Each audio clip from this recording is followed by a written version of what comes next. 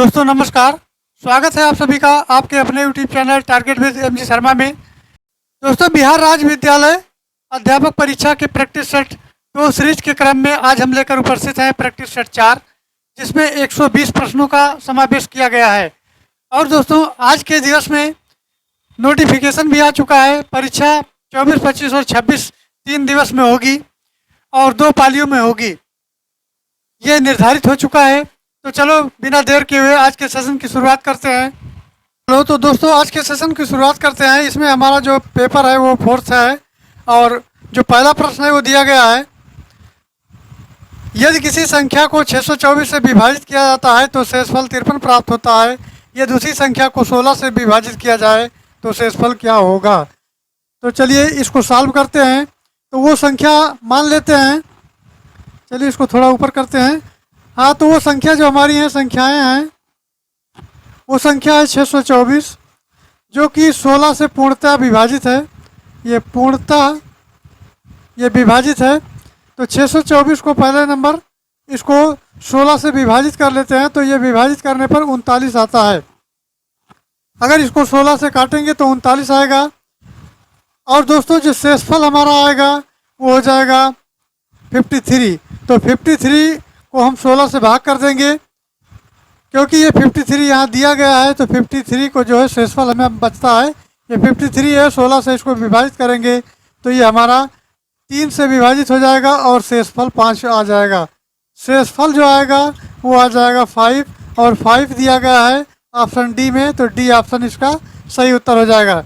D option इसका right answer हो जाएगा। चलिए आगे बढ़ते हैं, नेक्स्ट क्वेश्चन उसको देख लेते हैं। तो दूसरा प्रश्न हमारा है मित्रों, दूसरा प्रश्न कहता है यदि किसी संख्या में 25 जोड़ा जाता है तो वो संख्या इसके 3 गुना से 3 कम आती है, तो संख्या ज्ञात कीजिए। तो मान लेते हैं कि वो संख्या x है, तो लिखेंगे माना वो संख्या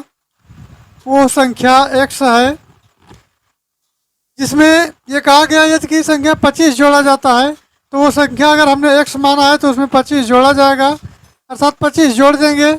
फिर ये कहता है कि उस संख्या इसके 3 गुने से 3 कम है, तो संख्या जो x था वो 3 गुना हो गया और 3 कम हो गया, और ये हमारा एक इक्वेशन यानी समीकरण तैयार हो गया। तो इधर लिखते हैं 3x और ये x इधर आएगा तो ये x हो जाएगा। इसी प्रकार ये 25 है और 3 इधर आएगा तो प्लस में हो जाएगा, 3 हो जाएगा। अर्थात ये कुल मिला के 3x में x निकल गया तो 2x बचा, और 2x और ये 28 हो गया। चलिए आगे बढ़ते हैं। तो 2x बराबर हो गया 28, तो x बराबर हो गया 14, यानी 14 हो गया। और 14 हमारा जो है राइट आंसर हो जाएगा, जो कि ऑप्शन बी में दिया गया है।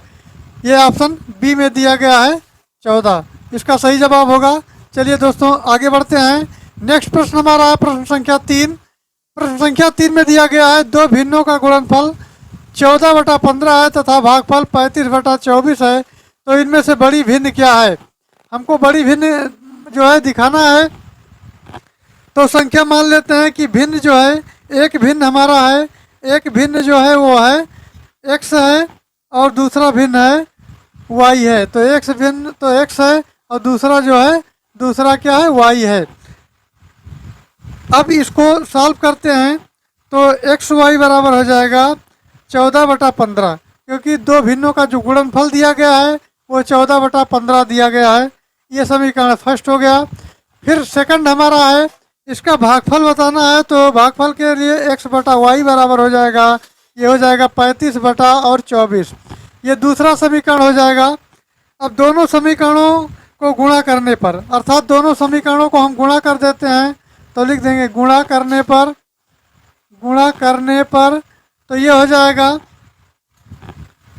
इधर आ जाएगा x y और गुणे x/y बराबर हो जाएगा। एक मिनट इसको साफ कर लेते हैं। तो दोस्तों ये हो जाएगा,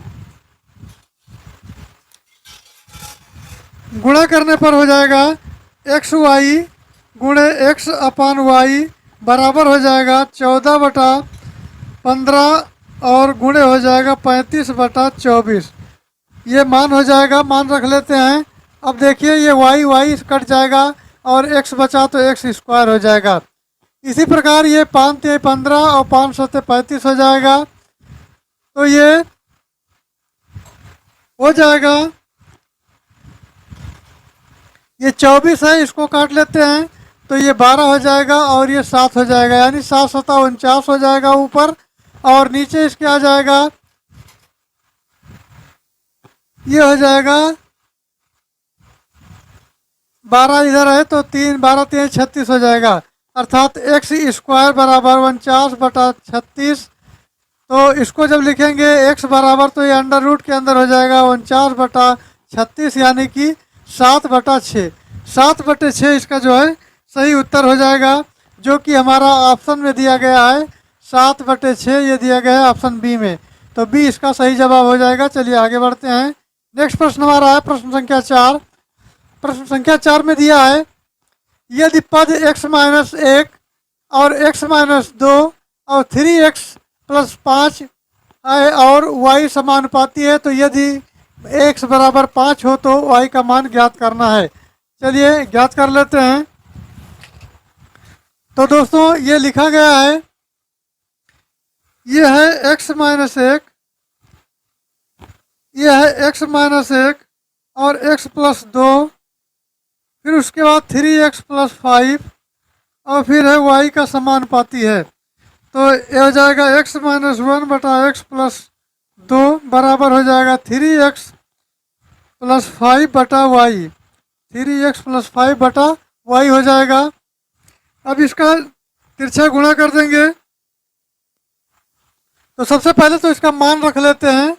तो मान रखने पर हमें मिल रहा है x का मान, जहाँ पर 5 दिया गया है, ये x का मान 5 दिया गया है, तो x का मान जो है 5 रख लेते हैं। तो x की जगह पर जब 5 रखेंगे तो ये 5 और -1 हो जाएगा, बटा हो जाएगा 5+2 हो जाएगा, बराबर हो जाएगा 3 × 5 + 5 अपान हो जाएगा y। क्योंकि y का कुछ मान दिया कि नहीं गया तो y का सीधा सीधा y लिख देते हैं। अब ये हो जाएगा 5 में से 1 निकला तो 4 बटा हो जाएगा 7, बराबर हो जाएगा 5 तिहाई 15 और 5 हो जाएगा 20/y। अब इसको तिरछा गुणा कर लेते हैं तो ये 4y बराबर हो जाएगा 140। तो ये हो जाएगा 4 × 4 4 तिहाई 12 हो जाएगा और 4 पंचे 20, यानी y बराबर जो मान आएगा वो 35 हो जाएगा। और दोस्तों 35 हमारा दिया गया है ऑप्शन सी में, तो इसका सही जवाब हो जाएगा ऑप्शन सी, अर्थात ऑप्शन सी इसका राइट आंसर हो जाएगा। चलिए फिर अगले प्रश्न की तरफ बढ़ते हैं। तो अगला प्रश्न हमारा है 5 को देख लेते हैं। इसमें है, यदि एक वृत्त की परिधि 88 सेंटीमीटर है तो वृत्त का क्षेत्रफल ज्ञात कीजिए, और पाई का जो मान है वो 22/7 रखा गया है। तो चलिए इसको सॉल्व करते हैं। तो वृत्त की परिधि जो दी गई है वो 88 सेंटीमीटर दी गई है। तो यहाँ फार्मूला लिखेंगे, वृत्त की परिधि बराबर, वृत्त की परिधि बराबर, ये दिया है 88 और वृत्त की परिधि का मान होता है 2 पाई और r बराबर होता है 88। तो ये 2 हो गया, ये 22/7 हो गया और ये r हो गया, बराबर एक तरफ हो गया 88, अर्थात r बराबर लिखेंगे 88 × 7/22 × 2। अब ये काट देते हैं तो 2 का नाम 2 और 2 चौक 8 यानी 44 हो गया, 22 से कम 22 दूना 44, अर्थात ये 7 और 2 बचा, r बराबर हो गया 14। दोस्तों इसकी जो त्रिज्या आई वो कुल मिला के 14 सेंटीमीटर आ गई है और 14 सेंटीमीटर हमारा r का मान है। तो फिर ये सवाल में कहा गया है कि वृत्त का जो क्षेत्रफल है हमको निकालना है। तो वृत्त का जो क्षेत्रफल होता है, वृत्त का क्षेत्रफल होता है वो होता है पाई r स्क्वायर। पाई r स्क्वायर होता है तो पाई का मान होता है 22/7 गुणे r का मान है 14 × 14, अर्थात 7 का नाम 7 दूनी 14। अब ये इसको गुणा करेंगे तो 22 × 2 × 14, इसको जब हल करेंगे तो इसका मान आ जाएगा 616। 616 इसका मान आ जाएगा और r स्क्वायर क्योंकि त्रिज्या है तो इसका जो है हो जाएगा centimetre square, sorry metre square हो जाएगा क्योंकि मीटर में दिया है। तो इसका हो जाएगा 616 मीटर स्क्वायर, जो कि ऑप्शन बी में दिया गया है। तो ऑप्शन बी इसका राइट जवाब हो जाएगा। चलिए आगे बढ़ते हैं। नेक्स्ट प्रश्न हमारा है 6 नंबर। 6 नंबर देख लेते हैं। तो ये है, ये देख गोले का व्यास 14 सेंटीमीटर है, तो गोले का पृष्ठीय क्षेत्रफल कितना होगा। तो चलिए इसको सॉल्व कर लेते हैं। 7वां नंबर क्वेश्चन है। तो गोले का व्यास जो है दिया गया है 14 सेंटीमीटर। तो सबसे पहले तो इसको लिखेंगे गोले का व्यास। गोले का व्यास, अब व्यास जो होता है दोस्तों त्रिज्या बटा 2 होता है, अर्थात गोले का व्यास 14 दिया गया है। तो इसका जो 14 बटा 2 हो जाएगा वो हो जाएगा 7, अर्थात त्रिज्या जो इसकी हो जाएगी आर जिसे कहा जाता है वो हो जाएगी 7। त्रिज्या इसकी 7 हो गई। अब ये गोले का पृष्ठीय क्षेत्रफल निकालना है। तो जब आर का मान 7 आ गया तो लिखेंगे गोले का पृष्ठीय क्षेत्रफल। गोले का पृष्ठीय क्षेत्रफल, तो इसका फार्मूला होता है 4 और पाई आर स्क्वायर। अब इसके जगह पे इसका मान रख देंगे तो ये 4 की जगह 4 हो गया, और पाई का मान हो गया 22/7 हो गया, और त्रिज्या हमारी जो आ गई है वो दोस्तों आ गई है 7। ये आर का मान 7 आया है, तो ये हो जाएगा 7 गुणे 7, अर्थात 7 7 से कट गया, तो ये हो जाएगा 4 गुणे 22 गुणे 7। इसको जब गुणा करेंगे तो ये भी 616 आएगा, और 616 जो हमारा है वो ऑप्शन दिया गया है, ऑप्शन ए में दिया गया है। तो छठवें का ये ऑप्शन सही आंसर होगा, अर्थात option A is right answer. चलिए आगे बढ़ते हैं। नेक्स्ट हमारा क्वेश्चन है 7वां देखते हैं। तो 7वां नंबर कहता है, यदि 3u + 2b बराबर 7 है और ub बराबर 2 है तो 3u - 2b का मान ज्ञात करना है। तो चलिए दोस्तों इसको ज्ञात कर लेते हैं। तो सबसे पहले तो ये इक्वेशन लिखते हैं जिसमें दिया है 3u और + 2b बराबर मान दिया है 7। ये समीकरण से दिया गया है। दूसरा समीकरण जो हमारा है ये है u और b बराबर 2 दिया गया है, और हमको ज्ञात करना है 3u - 2b। तो सबसे पहले एक फार्मूला लगाते हैं जो a + b का whole square minus a - b का होल स्क्वायर बराबर 4ab पर डिपेंड करता है। तो ये फार्मूला लिख लेते हैं, a + b का होल स्क्वायर और फिर माइनस a - b का होल स्क्वायर बराबर हो जाएगा 4ab। 4ab हो रहा है। अब इसके जगह पर इसके मान को रख देते हैं, 3u + 2b इसका होल स्क्वायर हो जाएगा माइनस 3u - 2b इसका होल स्क्वायर हो जाएगा, और ये हो जाएगा 4, और ub का मान होता है 3u और 2b। ये मान पहले से दिया गया है। तो इसको फिर हल कर लेते हैं। तो इसका जो मान दिया गया है, अर्थात यहाँ 7 दिया गया है, तो 7 रख देंगे, अर्थात 7 का स्क्वायर हो जाएगा माइनस 3u - 2b इसका होल स्क्वायर हो जाएगा, और बराबर ये हो जाएगा, यानी 4 हो जाएगा और गुणे हो जाएगा इधर ये 3 इंटू ub का मान होता है। ub का मान दोस्तों ये 2 दिया गया है, तो 2 गुणे 2 अर्थात 2 दूनी 4 3 12, 12 चौक 48, कुल मिला के ये मान हमको 48 मिल रहा है। चलिए अब इसको पुनः लिख लेते हैं एक बार इसको साफ करके। तो ये लिखते हैं, इसका जो हो जाएगा 7 × 7 = 49 हो जाएगा, 49 बराबर हो जाएगा 49 माइनस हो जाएगा, ये 7 × 7 7 का वर्ग हो जाएगा, और माइनस हो जाएगा 3u - 2b इसका होल स्क्वायर हो जाएगा, बराबर ये 48 हमको मिला है। चलिए फिर आगे इसको सॉल्व कर लेते हैं। तो 7 × 7 = 49 यानी कि -3u और -2b का होल स्क्वायर बराबर, इधर है 48 और इधर जब आएगा ये तो माइनस माइनस 7 × 7 = 49 हो जाएगा। और दोस्तों जब 48 से 49 जाएगा तो -1 बचेगा, और -3u - 2b इसका होल स्क्वायर हो जाएगा। तो ये माइनस से माइनस कट गया, अर्थात 3u - 2b का मान जो बनेगा ये बनेगा 1, क्योंकि यहाँ इधर वर्ग घटेगा तो वर्गमूल हो गया, और 1 का वर्गमूल 1 ही होता है, अर्थात इसका मान 1 हो जाएगा। तो चलिए ये हमारा जो एक आंसर मिल रहा है वो ऑप्शन सी में मिल रहा है, तो option C is right answer. चलिए आगे बढ़ते हैं। नेक्स्ट प्रश्न दिया गया 8वां नंबर। 8वां नंबर देख लेते हैं। तो 8वां नंबर है, माध्य बहुलक और मध्यिका के बीच संबंध होता है, जिसमें ऑप्शन है माध्य प्लस बहुलक बराबर 3 माध्य माइनस माध्यिका। बी ऑप्शन है माध्य माइनस बहुलक बराबर 3 माध्य माइनस माध्यिका। और सी ऑप्शन दिया है बहुलक प्लस माध्य बराबर 2 और ब्रैकेट के अंदर माध्य माइनस माध्यिका। या ऑप्शन डी है 3 माध्य माइनस बहुलक बराबर माध्य माइनस माध्यिका। तो दोस्तों इसका जो सही आंसर हो जाएगा वो हमारा हो जाएगा ऑप्शन बी। ऑप्शन बी हो जाएगा माध्य माइनस बहुलक और 3 माइनस माध्यिका, इसका सही जवाब हो जाएगा, जो कि बी में दिया गया है। तो बी सही आंसर होगा। चलिए आगे बढ़ते हैं। नेक्स्ट हमारा है 9वां नंबर। 9वां नंबर देख लेते हैं। तो यह है 283746 की माध्यिका और 293496 के बहुलक का औसत मान ज्ञात करना है। तो चलिए औसत मान को ज्ञात कर लेते हैं। तो सबसे पहले तो इसको आरोही क्रम में लिखेंगे। इसको आरोही क्रम में करने पर, आरोही क्रम में अगर लिखा जाएगा तो ये हो जाएगा 2, 2 के बाद हो जाएगा 3, अर्थात ये 2 और 3 हो जाएगा। फिर दोस्तों हो जाएगा 4, 4 के बाद में फिर हो जाएगा 6, 6 के बाद 7 हो जाएगा, 7 हो जाएगा और 8 हो जाएगा। अब इसमें हमें देखना है कि इसका जो व्यवस्थित क्रम है अर्थात माध्यिका इसकी क्या होती है। तो फार्मूला, माध्यिका का जो फार्मूला है वो फार्मूला कुछ इस तरह है, अर्थात n+1/2 ये वहाँ पद होता है। तो ये वहाँ पद होगा, अर्थात इसमें कुल जो पदों की संख्या है 2, 2, 4, 2, 6, 7 पद हैं।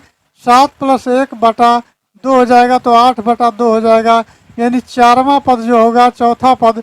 तो दोस्तों इसमें देखेंगे तो चौथा पद हमारा है 1, 2, 3, 4, चौथा पद जो है 6 है।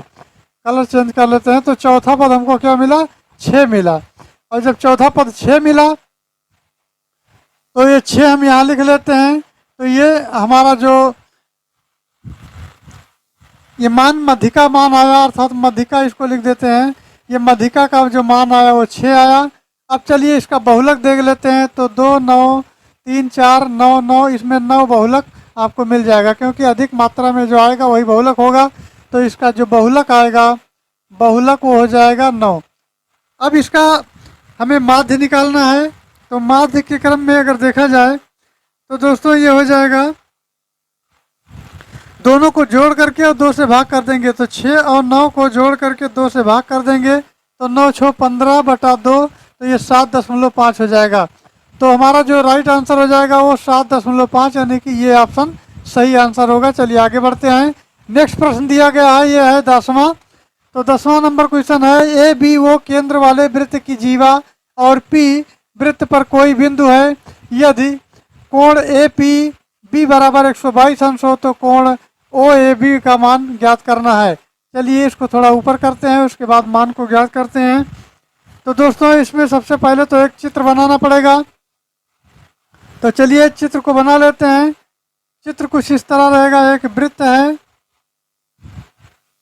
जिसका केंद्र जो है ओ है, और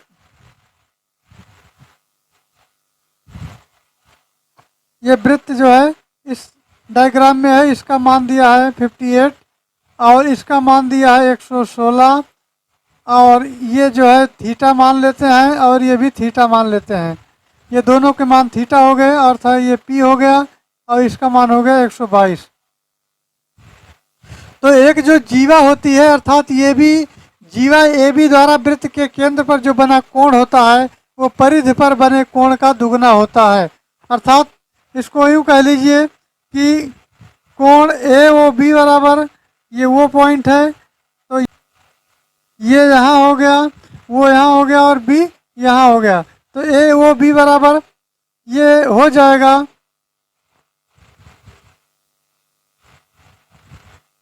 2ln। एल का मान यहाँ दिया गया है और ये यहाँ है, तो 2ln इसके बराबर हो जाएगा। अब चलिए इसको सॉल्व करते हैं। तो इसका जो मान दिया गया है ये दिया है 2 × 58, 58 क्योंकि दिया गया है तो बराबर हो जाएगा 116।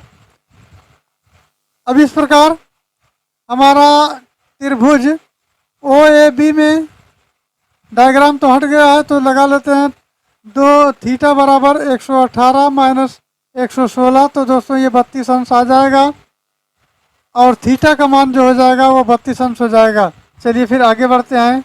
नेक्स्ट प्रश्न हमारा है प्रश्न संख्या 11। 11 देख लेते हैं। तो है ये दो संख्याएं दी गई हैं 63 और 77 हैं, जिनका महत्तम समापवर्त 7 है और उसका लघुत्तम समापवर्त हमको निकालना है। तो दोस्तों इसका जो फार्मूला होता है, अर्थात इसका पहले एचसीएफ देख लेते हैं। तो एचसीएफ जो दिया गया है वो 7 दिया गया है और एलसीएम जो दिया गया है इसका वो 693 दिया गया है। अब ये होता है एलसीएम और गुणे एचसीएफ। एचसीएफ बराबर होता है पहली संख्या और गुणे दूसरी संख्या होती है। तो पहली संख्या जो हमारी दी गई है दोस्तों, पहली संख्या दी गई है वो सवाल में 63 दी गई है, ये 63 है, गुणे 77 है दूसरी संख्या। और एलसीएम जो दिया गया है, अर्थात एलसीएम हमको निकालना है और गुणे एचसीएफ दिया गया है वो 7 दिया गया है, ये 7 दिया गया है।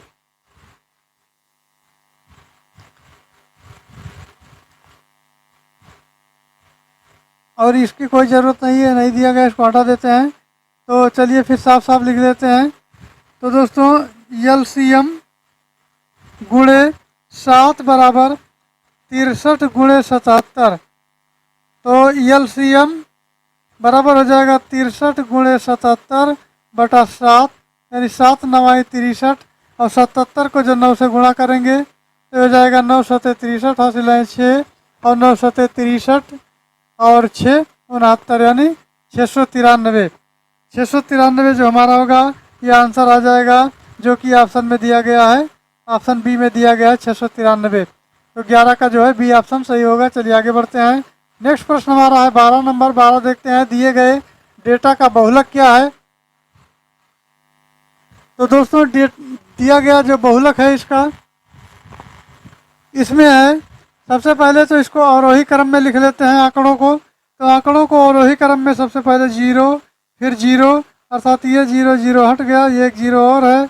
उसके बाद फिर 1 1 हो गया, 1 1 1, यानी 3 बार 1 हो गया और 1, ये 3 इधर हो गया, 1 4 हो गया और 1 ये भी हो गया। तो कुल मिला के 6 बार जो है आपका 1 1 हो गया।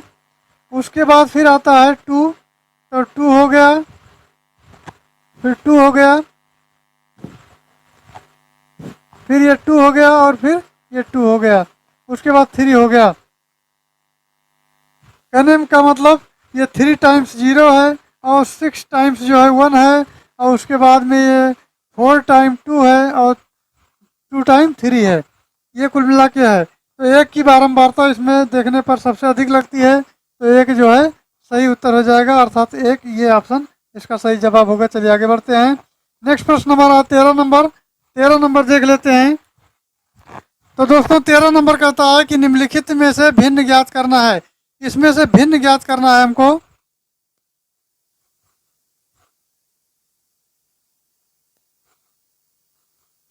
तो ये भिन्न इसमें दिखाना है कि कौन सा इससे डिफरेंस है। तो विकल्प ये से पहले देखते हैं। विकल्प ये हमारा दिया गया है जो 525 है, अर्थात इसका 5 का जब वर्ग करेंगे तो ये 25 होगा और 25 का जो है 5 और 25 यानी कि 525 हो जाएगा। तो ये तो सही है। फिर है दूसरा है जो दूसरा दिया गया है, ये 745 है। तो 7 का वर्ग करेंगे और प्लस इसका हो जाएगा 49, तो ये 700 कुल मिला के 49 होना चाहिए। तो ये 45 दिया गया, अर्थात ये थोड़ा डिफरेंस है। चलिए फिर तीसरा भी देख लेते हैं। तो सी का दिया गया 6 का, तो 6 का वर्ग ये 36 हो जाएगा और प्लस ये 636 हो जाएगा। इसी प्रकार डी देखते हैं। तो डी का जो वर्ग है वो 4 का है, तो 4 चौक 16 यानी 416। तो जो बी ऑप्शन है इसमें ये डिफरेंट लग रहा है और डिफरेंट है, तो बी इसका सही जवाब हो जाएगा। चलिए आगे बढ़ते हैं।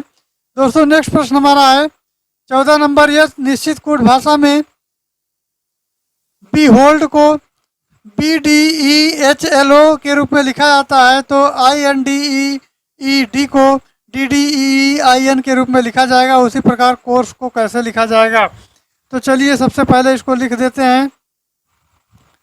तो दोस्तों इसका जो है पेज आगे बढ़ा लेते हैं। उसके बाद में दिया गया है BE और HOLD।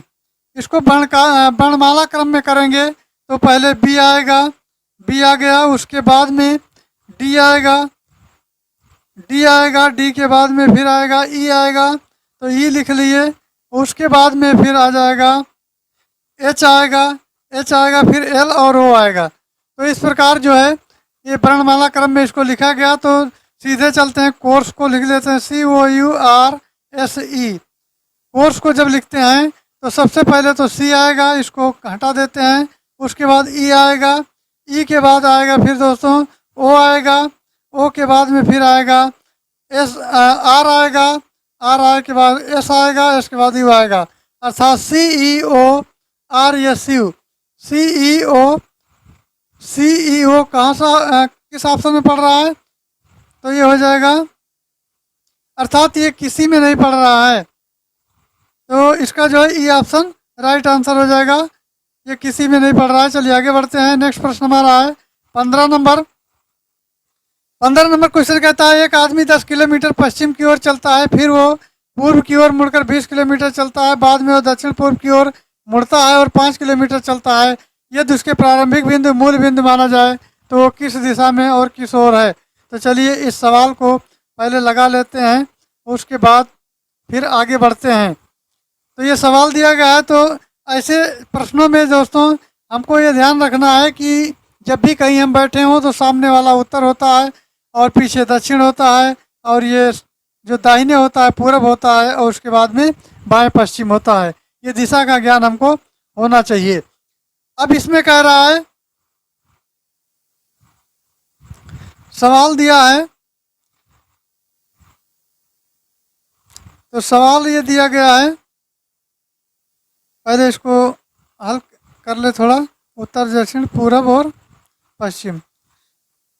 अब ये सवाल कहता है एक आदमी 10 किलोमीटर पश्चिम की ओर जाता है, तो पश्चिम दिया है तो पश्चिम ये होगा, अर्थात वो व्यक्ति यहाँ आया होगा, और पश्चिम आने पर वो 10 किलोमीटर चल रहा है, फिर वो उत्तर पूर्व की ओर मुड़ता है।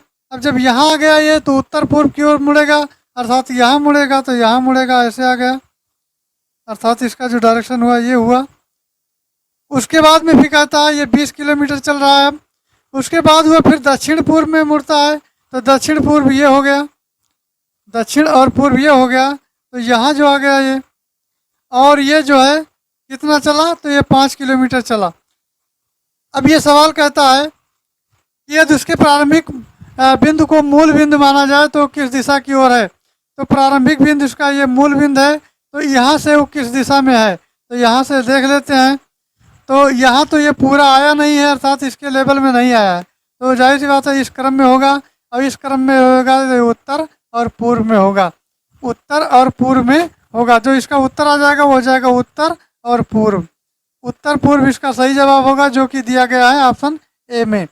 ऑप्शन ये इसका है उत्तर पूर्व। चलिए आगे बढ़ते हैं। नेक्स्ट प्रश्न हमारा है 16। दोस्तों 16 नंबर कहता है कि दिए गए चिन्हों को दो संख्याओं अंक नहीं है आपस में बदलने पर समीकरण का मान क्या होगा? तो सबसे पहले तो मान को रख लेते हैं, उसके बाद आपस में इसको बदल लेते हैं। तो दिया गया है, ये लिख लेते हैं इसको। तो ये प्लस, भाग को प्लस में और 12 को 14 में चेंज करने हैं हमको। तो दोस्तों इसको सबसे पहले वैसे का वैसे लिख देते हैं। 12 को भाग करते हैं 45 से, उसके बाद प्लस 15 है, गुणे 14 है, माइनस 10 है और बराबर 0 के है। तो इस मान को पहले चेंज कर लेते हैं। तो जहाँ पर हमको 12 लिखा है वहाँ 14 लिखना है, और प्लस 45 वैसे ही रहेगा, प्लस 15 भी वैसे रहेगा। हाँ, चिन्हों को बदलना है, चिन्हों को बदल लेते हैं। तो एक मिनट इसको मिटा लें, चिन्हों को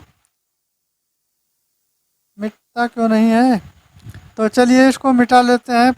चिन्हों को आपस में बदलना है। जहाँ पर भाग के स्थान पर प्लस करना है तो यहाँ प्लस कर देते हैं, और प्लस के स्थान पर भाग को कर देना है। ये हो गया भाग। और उसके बाद में यहाँ गुणे हो जाएगा, और गुणे ये हो जाएगा 12। एक मिनट, हाँ ये गुणे हो जाएगा, गुणे हो जाएगा 12, क्योंकि 14 के स्थान पर हमको 12 रखना है, और माइनस के स्थान पर हमको रखना है, माइनस के बाद 10 रखना है। तो इसको रख देते हैं।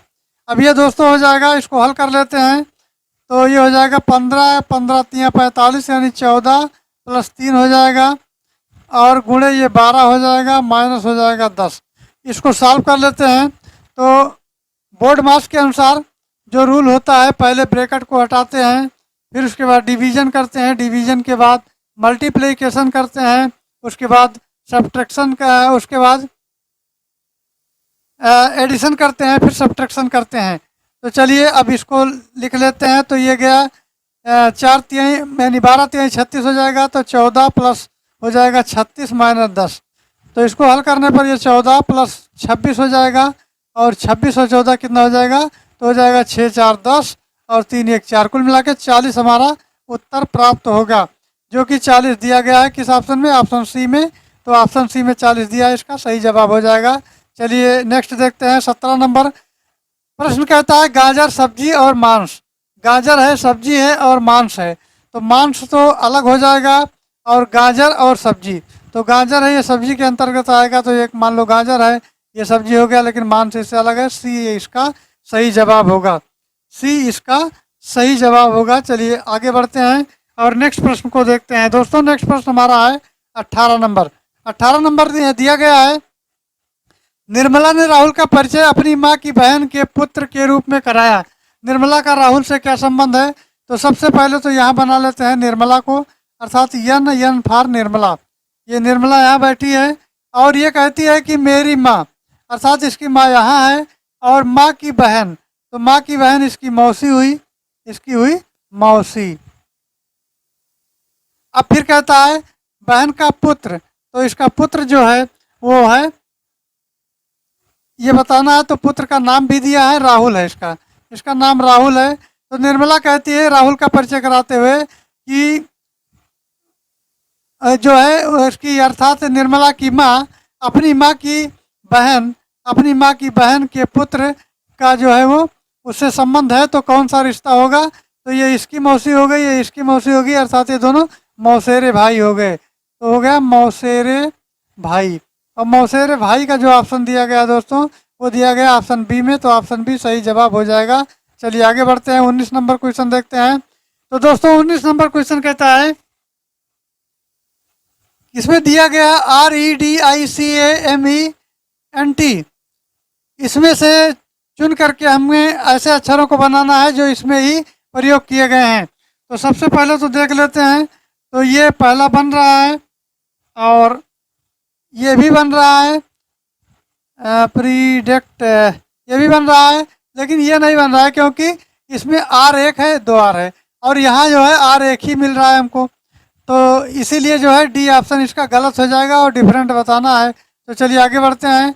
नेक्स्ट क्वेश्चन है हमारा 20 नंबर क्वेश्चन कहता है 7 11 14 53 127 और साइन ऑफ इंटरोगेशन मार्क 4 6 3, इनको हल करना है। तो सबसे पहले तो हम 7 का वर्ग करेंगे। तो 7 का जब वर्ग करेंगे और प्लस उसमें 4 जोड़ेंगे, तो 7 7 49 हो जाएगा दोस्तों। ये हो जाएगा 49 और प्लस हो जाएगा 4, यानी 49 और 4 53 हो जाएगा। फिर दूसरा है दोस्तों, दूसरा कहता है 11 का वर्ग करेंगे, अर्थात ये रो में चल रहा है। तो 11 का वर्ग करेंगे तो 121 हो जाएगा, और 121 में 6 जोड़ेंगे तो हो जाएगा 127। तो 127 भी आ रहा है, 53 भी आ रहा है।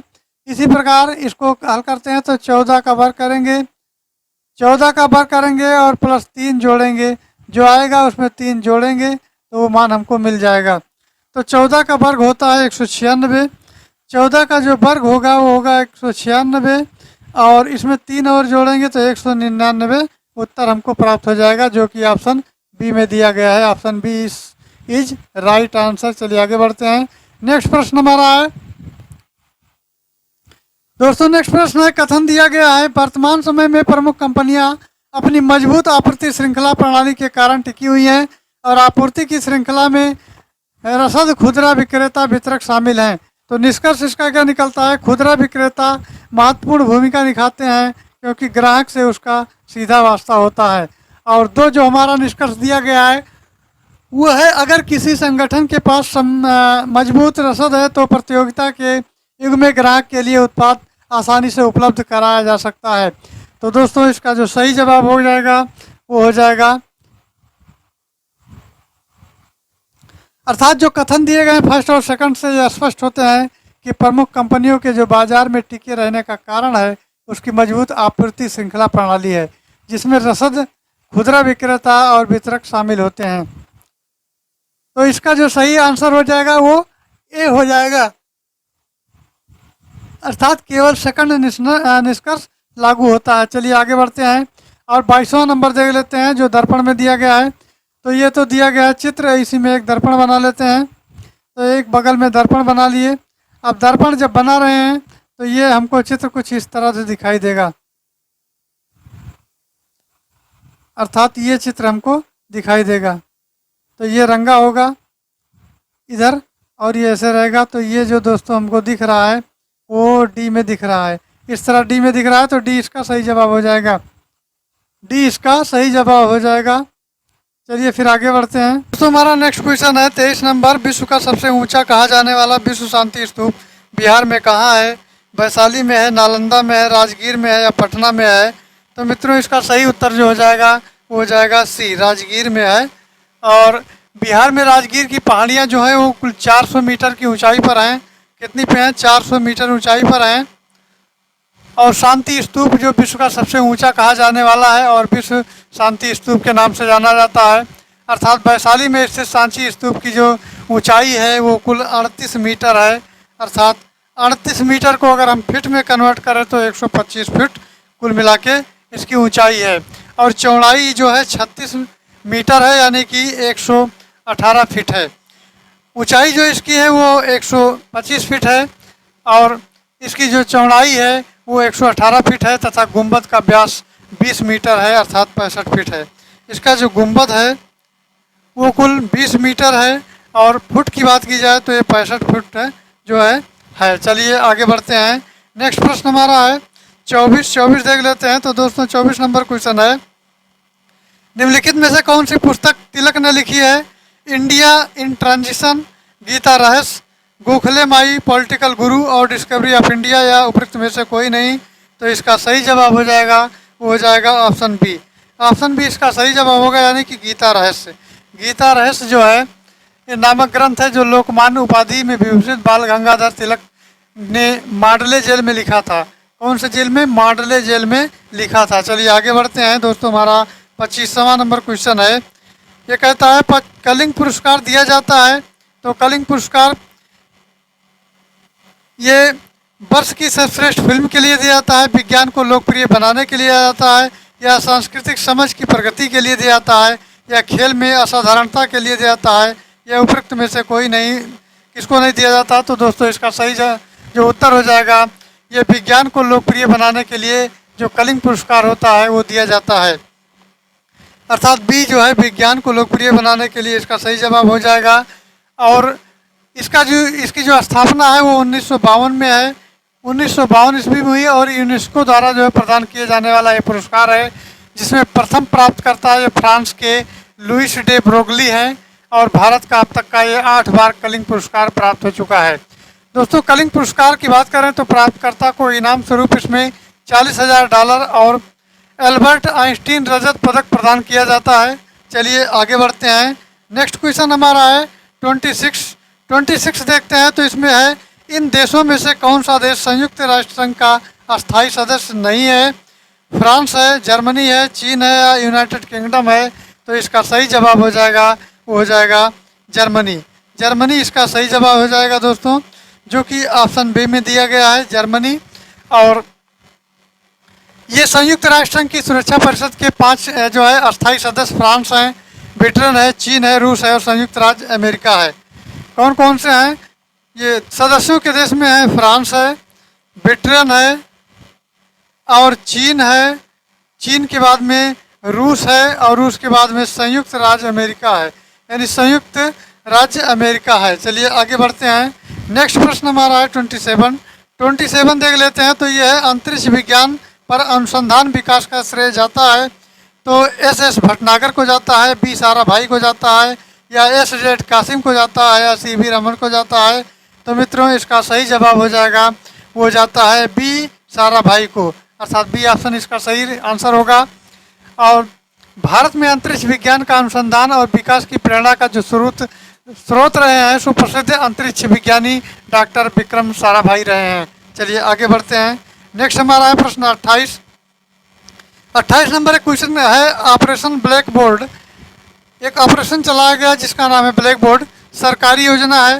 पंजाब में उग्रवाद को आतंक रोकने के लिए, विद्यालय शिक्षा के राष्ट्रीय कार्यक्रम को सुधारने के लिए, या लड़कियों की विद्यालय शिक्षा को सुधारने के लिए, अथवा वयस्कों को साक्षर बनाने के लिए, प्रोत्साहित करने के लिए, या उपरोक्त में से कोई नहीं। तो मित्रों इसका जो सही जवाब होगा वो आपका बी हो जाएगा। विद्यालय शिक्षा में राष्ट्रीय कार्यक्रम को सुधारने के लिए ये इसका सही उत्तर होगा। चलिए आगे बढ़ते हैं और नेक्स्ट प्रश्न की तरफ रुख करते हैं। तो नेक्स्ट प्रश्न हमारा है 29 देख लेते हैं दोस्तों। 29 ये कहता है भारत में सिलिकॉन घाटी का नाम किसे दिया गया है? हैदराबाद को, मुंबई को, बंगलुरु को, या चेन्नई को? तो इसका सही जवाब हो जाएगा वो हो जाएगा बंगलुरु को दिया गया है, अर्थात ऑप्शन सी हमारा बंगलुरु के साथ जाएंगे। कर्नाटक के बंगलोर जो बंगलुरु नाम से प्रसिद्ध है को भारत सिलिकॉन घाटी की संज्ञा दी गई है। चलिए आगे बढ़ते हैं। अगला प्रश्न हमारा है 30, उसको देखते हैं। तो 30 नंबर है विश्वविद्यालय अनुदान आयोग के अध्यक्ष हैं pro Yashpal, pro Rajni Kothari, professor KN Khanna, या प्रोफेसर जगदीश कुमार? तो मित्रों इसका सही आंसर हो जाएगा वो हो जाएगा ऑप्शन डी, अर्थात प्रोफेसर M जगदीश कुमार इसके अर्थात विश्वविद्यालय अनुदान आयोग के अध्यक्ष हैं। स्वामी में चलिए फिर आगे बढ़ते हैं। नेक्स्ट प्रश्न हमारा है 31 नंबर, इसको देखते हैं। तो इनमें से किस प्रख्यात समाज सुधारक ने ज्ञान योग, कर्मयोग तथा राजयोग नामक पुस्तकें लिखी है? तो ये स्वामी विवेकानंद है, रानाडे हैं, राजा राम मोहन राय हैं, या रामकृष्ण परमहंस हैं? तो इसका सही जवाब हो जाएगा वो स्वामी विवेकानंद हो जाएगा। इसका सही जवाब होगा स्वामी विवेकानंद। दोस्तों स्वामी विवेकानंद ने ज्ञान कोश, कर्मयोग और राजयोग नामक जो पुस्तकें लिखी हैं, और ये पुस्तकें जो है कब लिखी गई हैं? तो ये लिखी गई हैं 1893 ईस्वी में। और ये शिकागो जब गए थे वहाँ उन्होंने पार्लियामेंट में अपना विश्व धर्म संसद में अपना सुप्रसिद्ध भाषण दिया, और 1897 ईस्वी में इन्होंने रामकृष्ण मिशन की स्थापना की। तो चलिए आगे बढ़ते हैं। नेक्स्ट प्रश्न हमारा है 32 देखते हैं। तो 32 नंबर कहता है वन मोर थिंग्स नामक कार्यक्रम किसने आयोजित किया था? तो गूगल ने किया, इंटेल ने किया, माइक्रोसॉफ्ट ने किया, एप्पल ने किया, या इनमें से किसी ने नहीं किया? तो दोस्तों इसका सही जवाब हो जाएगा वो हो जाएगा एप्पल ने किया। एप्पल इसका सही जवाब होगा। और दोस्तों ये नवंबर 2020 में वन मोर थिंग नामक कार्यक्रम एप्पल द्वारा आयोजित किया गया है। कब किया गया है? ये किया गया है नवंबर 2020 में। नवंबर 2020 से इसका संबंध है। चलिए आगे बढ़ते हैं। नेक्स्ट क्वेश्चन है 33। DY चंद्रचूड़ जिन्हें 9 नवंबर 2022 को भारत के मुख्य न्यायाधीश की शपथ दिलाई गई थी वो भारत के हैं 48वें मुख्य न्यायाधीश, 50वें मुख्य न्यायाधीश, 49वें मुख्य न्यायाधीश, या 91वें मुख्य न्यायाधीश? तो इसका सही जवाब होगा वो दोस्तों 50वें मुख्य न्यायाधीश थे, अर्थात ये जो है चंद्रचूड़ 9 नवंबर 2022 को न्यायमूर्ति धनंजय वाई चंद्रचूड़ इनका पूरा नाम है। ये देश के 50वें मुख्य न्यायाधीश के रूप में पद जो है भार ग्रहण किए हैं, और ये इलाहाबाद उच्च न्यायालय के पूर्व न्यायाधीश भी रहे हैं। चलिए आगे बढ़ते हैं। नेक्स्ट प्रश्न हमारा है 34 नंबर ये कहता है फरवरी 2023 में नीति आयोग के नए CEO के रूप में किसे चुना गया है? तो BBR सुब्रमण्यम को, और परमेश्वरन अय्यर को, अमिताभ कांत को, या P भगवती को?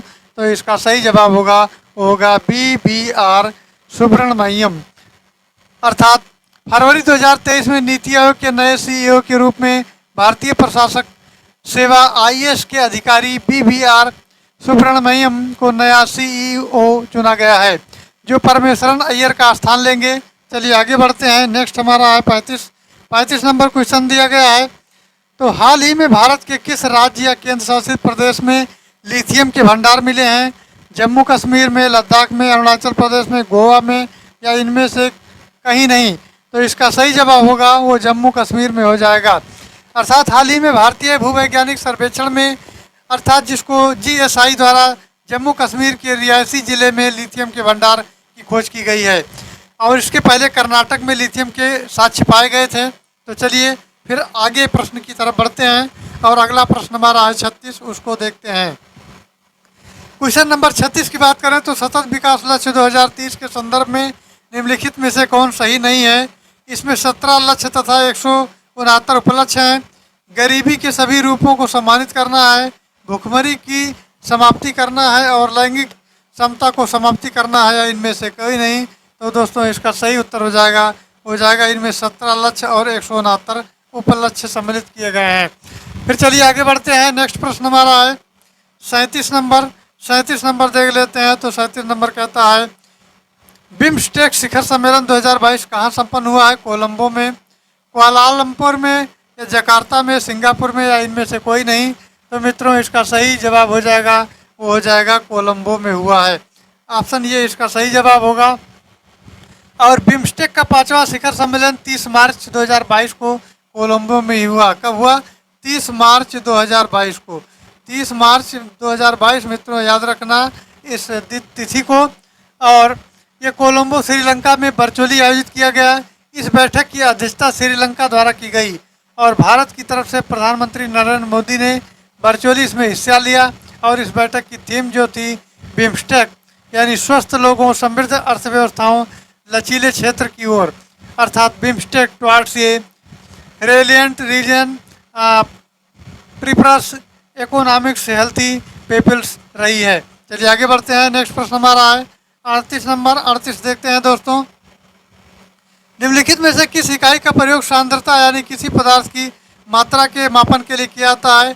तो वो टेस्ला है, मोल है, लक्स है, या जूल है, या इनमें से कोई नहीं। तो इसका सही जवाब हो जाएगा वो मोल है।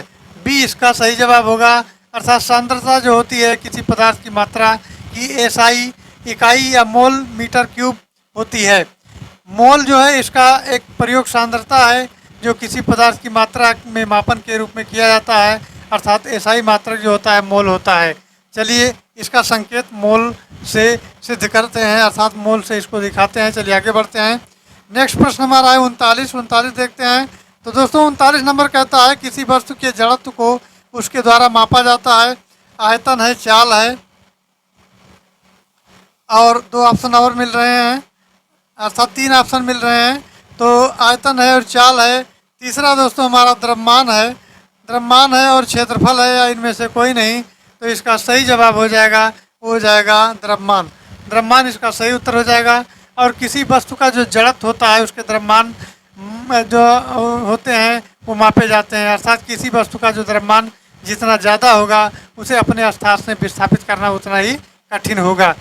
चलिए आगे बढ़ते हैं। नेक्स्ट क्वेश्चन हमारा 40 देख लेते हैं। तो दोस्तों 40 नंबर देखते हैं। गैलीलियो के गिरते पिंड के नियम को और किस नाम से जाना जाता है।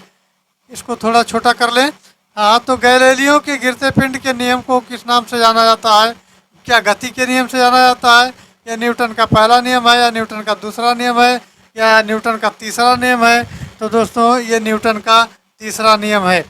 और न्यूटन के तीसरे नियम की बात करें तो गैलीलियो ने गिरते पिंड के नियम को न्यूटन की गति के पहले नियम के रूप में परिभाषित किया जाता था।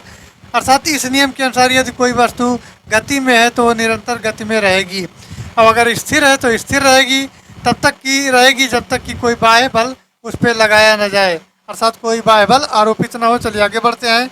नेक्स्ट प्रश्न हमारा 41।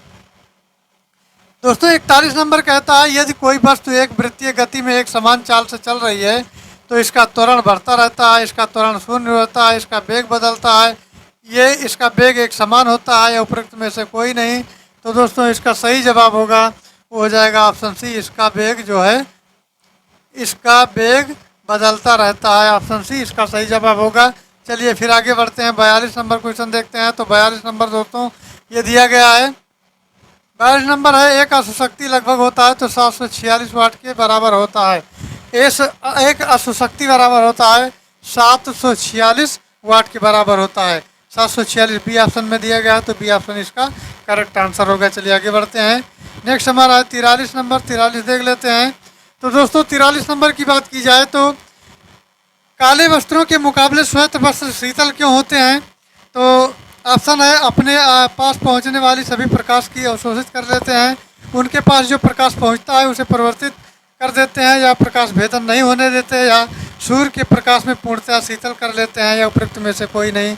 तो मित्रों इसका सही जवाब हो जाएगा, वो हो जाएगा ऑप्शन बी, अर्थात उनके पास जो भी प्रकाश पहुंचता है वो उसे परिवर्तित कर देते हैं। चलिए आगे बढ़ते हैं। नेक्स्ट प्रश्न हमारा है 44 देख लेते हैं। तो 44 नंबर कहता है पानी में पैदा होने वाले बुलबुले में जो चमक होती है वो किस प्रक्रिया के कारण होती है?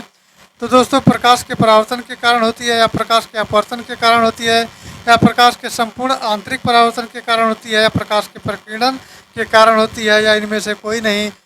तो इसका सही जवाब हो जाएगा, वो हो जाएगा ऑप्शन सी, प्रकाश के संपूर्ण आंतरिक परावर्तन के लक्षण इसमें दिखाई देते हैं, अर्थात इसके कारण जो है होती है। चलिए आगे बढ़ते हैं। नेक्स्ट हमारा है 45 नंबर। 45 देख लेते हैं। तो दोस्तों 45 नंबर है प्रकाश के अलग अलग रंगों में होने वाले विभाजन को कहा जाता है? पृथक्करण कहा जाता है, उलटना कहा जाता है, प्रसार कहा जाता है, परावर्तन कहा जाता है, या इनमें से कोई नहीं कहा जाता। तो ये इसका सही जवाब हो जाएगा, वो प्रसार हो जाएगा। सी इसका सही उत्तर होगा। चलिए आगे बढ़ते हैं। नेक्स्ट प्रश्न हमारा 46। हाँ 46 यहाँ दिया गया, देख लेते हैं इसको। तो 46 नंबर कहता है किस प्रकार की ध्वनि तरंगों को उत्पन्न करके और उससे परावर्तन के पहचान करके चमगादड़ अंधेरे में शिकार को खोज लेता है? अर्थात श्रव्य तरंगे होती हैं, या अति पारंपरिक तरंगे होती हैं, अपसर्व तरंगे होती हैं, या प्रासर्व तरंगे होती हैं? तो मित्रों इसका सही उत्तर हो जाएगा, ये प्रासर्व तरंगे होती हैं, अर्थात ये तरंगों के माध्यम से ढूंढ लेती हैं। चलिए आगे बढ़ते हैं। नेक्स्ट प्रश्न हमारा है, नेक्स्ट प्रश्न है दोस्तों प्रश्न संख्या 47। एक फ्यूज निम्न में से किस विद्युत परिपथ की सुरक्षा करता है? ये धारा प्रवाहित होती है, या अतिभारण होता है जिसको ओवरलोडिंग बोला जाता है, ऊर्जा के एक रूप से दूसरे रूप में इसका रूपांतरण होता है, या प्रेरित धारा होती है? उपरोक्त में से कोई नहीं होती। तो दोस्तों इसका सही जवाब हो जाएगा, हो जाएगा ऑप्शन बी, इसका अतिभारण होता है, यानी ओवरलोडिंग होती है। चलिए फिर आगे बढ़ते हैं। नेक्स्ट हमारा 48 नंबर। 48 देखते हैं। तो दोस्तों एक परमाणु डॉट होता है, पदार्थ का सबसे छोटा कण होता है, गैस का सबसे छोटा कण होता है, एक तत्व सबसे छोटा अविभाज्य कण जो एक रासायनिक परिवर्तन में भाग लेता है, और एक अवशोषित कण होता है, या उपरोक्त में से कोई नहीं। तो इसका सही जवाब हो जाएगा, वो हो जाएगा ऑप्शन सी, एक तत्व में सबसे छोटा अविभाज्य कण जो एक रासायनिक परिवर्तन में भाग ले सकता है। चलिए फिर आगे बढ़ते हैं। नेक्स्ट क्वेश्चन हमारा है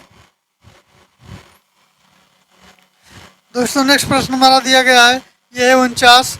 ब्रह्मांड में सबसे प्रचुर तत्व कौन सा है? सोना है, ऑक्सीजन है, कार्बन है, हाइड्रोजन है?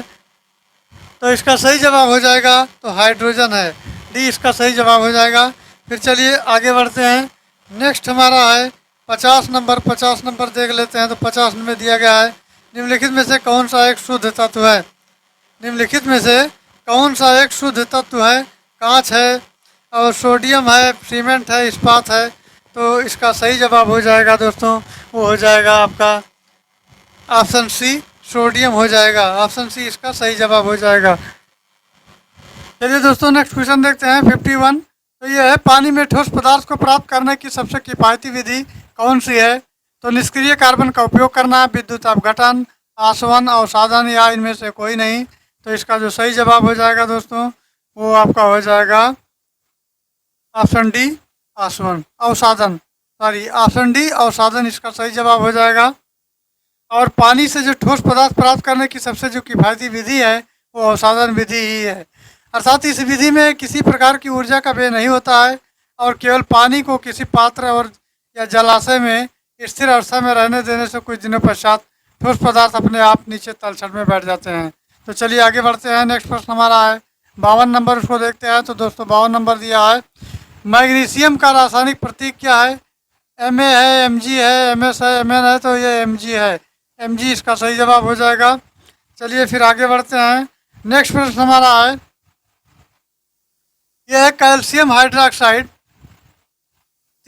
53वां नंबर है, कैल्शियम हाइड्रोक्साइड यानी CaOH का प्रचलित नाम क्या है? तो दोस्तों इसका जो प्रचलित नाम है वो है, ये कैल्शियम हाइड्रोक्साइड, अर्थात ये हो जाएगा CaOH का होल ट्वाइस। ये इसका फार्मूला होता है जिसे बुझा हुआ चूना कहा जाता है, और ये कैल्शियम ऑक्साइड की जल के साथ क्रिया करके बनाया जाता है। चलिए आगे बढ़ते हैं। नेक्स्ट प्रश्न है 55।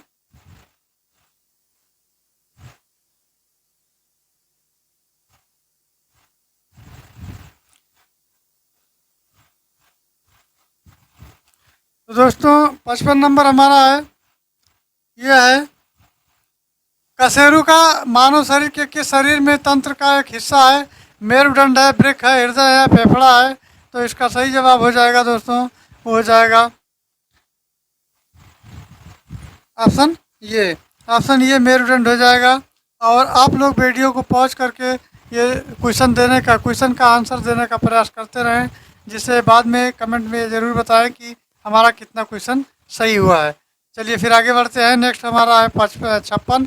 56 देखते हैं। तो 56 दिया है शरीर का सबसे कठोर भाग है, हड्डियां हैं, दांत का इनेमल है, खोपड़ी है, मेरुरज है। तो मित्रों इसका जो सही जवाब हो जाएगा वो हो जाएगा ऑप्शन बी, यानी कि दांत का इनेमल। दांत का इनेमल इसका सही जवाब हो जाएगा। चलिए आगे बढ़ते हैं। नेक्स्ट हमारा 57 नंबर। दोस्तों 57 नंबर है रक्त समूह यानी ब्लड ग्रुप जिसे कहा जाता है। इसकी खोज किसने की थी? तो अलेक्जेंडर फ्लेमिंग ने की थी, विलियम हार्वे ने की थी, या डेविड बाल्टीमोर ने की थी, या पालो ने की थी। तो इसका जो सही जवाब हो जाएगा वो हो जाएगा ऑप्शन ई, अर्थात किसी ने नहीं की थी। ऑप्शन ई इसका सही जवाब हो जाएगा।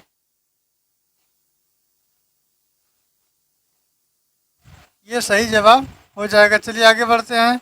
नेक्स्ट प्रश्न है कोशिका विज्ञान जीव विज्ञान की वो शाखा है जो क्या अध्ययन से संबंधित है। तो कोशिका विज्ञान की जो शाखा है दोस्तों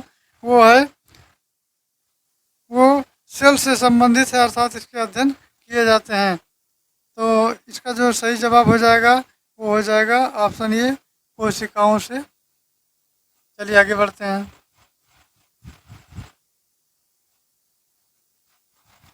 नेक्स्ट प्रश्न हमारा है 59। निम्न में से किसका प्रयोग हल्के लेकिन मजबूत प्लास्टिक बनाने के लिए किया जाता है? नायलॉन का, पॉलीथीन का, या पॉलीविनाइल क्लोराइड का, या मेथाइक्रोलेट से। तो किसे बनाया जाता है? तो इसका सही जवाब हो जाएगा ऑप्शन सी, यानी पॉलीविनाइल क्लोराइड से बनाया जाता है। चलिए आगे बढ़ते हैं। नेक्स्ट प्रश्न है 60 देख लेते हैं। तो दोस्तों 60 नंबर है भारत सरकार के लिए बैंकर का काम कौन करता है? तो भारतीय रिजर्व बैंक करता है, भारतीय स्टेट बैंक करता है, वर्ल्ड बैंक करता है, या अंतर्राष्ट्रीय मुद्रा कोष करता है। तो इसका सही जवाब हो जाएगा वो हो जाएगा ऑप्शन ये, अर्थात भारतीय रिजर्व बैंक यानी आरबीआई ऑफ इंडिया, भारतीय रिजर्व बैंक ऑफ इंडिया। चलिए आगे बढ़ते हैं। नेक्स्ट प्रश्न हमारा है 61 नंबर खुला बाजार। खुला बाजार कार्यवाही से क्या तात्पर्य है? तो इसमें अनुसूचित बैंकों का राष्ट्रीय जो भारतीय केंद्र बैंक उधार लेता है, वाणिज्यिक बैंकों द्वारा उद्योग को उधार देता है, और भारतीय रिजर्व बैंक द्वारा सरकार की प्रतिभूतियों को खरीद और बिक्री करता है, और निक्षेप संहार। तो इसका सही जवाब हो जाएगा वो हो जाएगा दोस्तों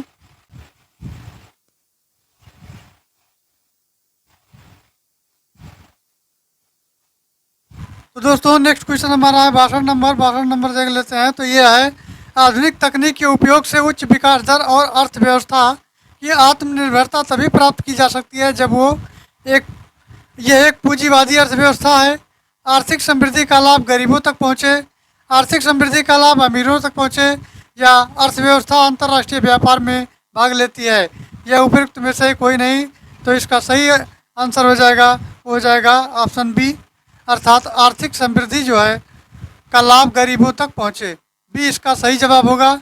चलिए फिर आगे बढ़ते हैं। नेक्स्ट हमारा है 63 देखते हैं।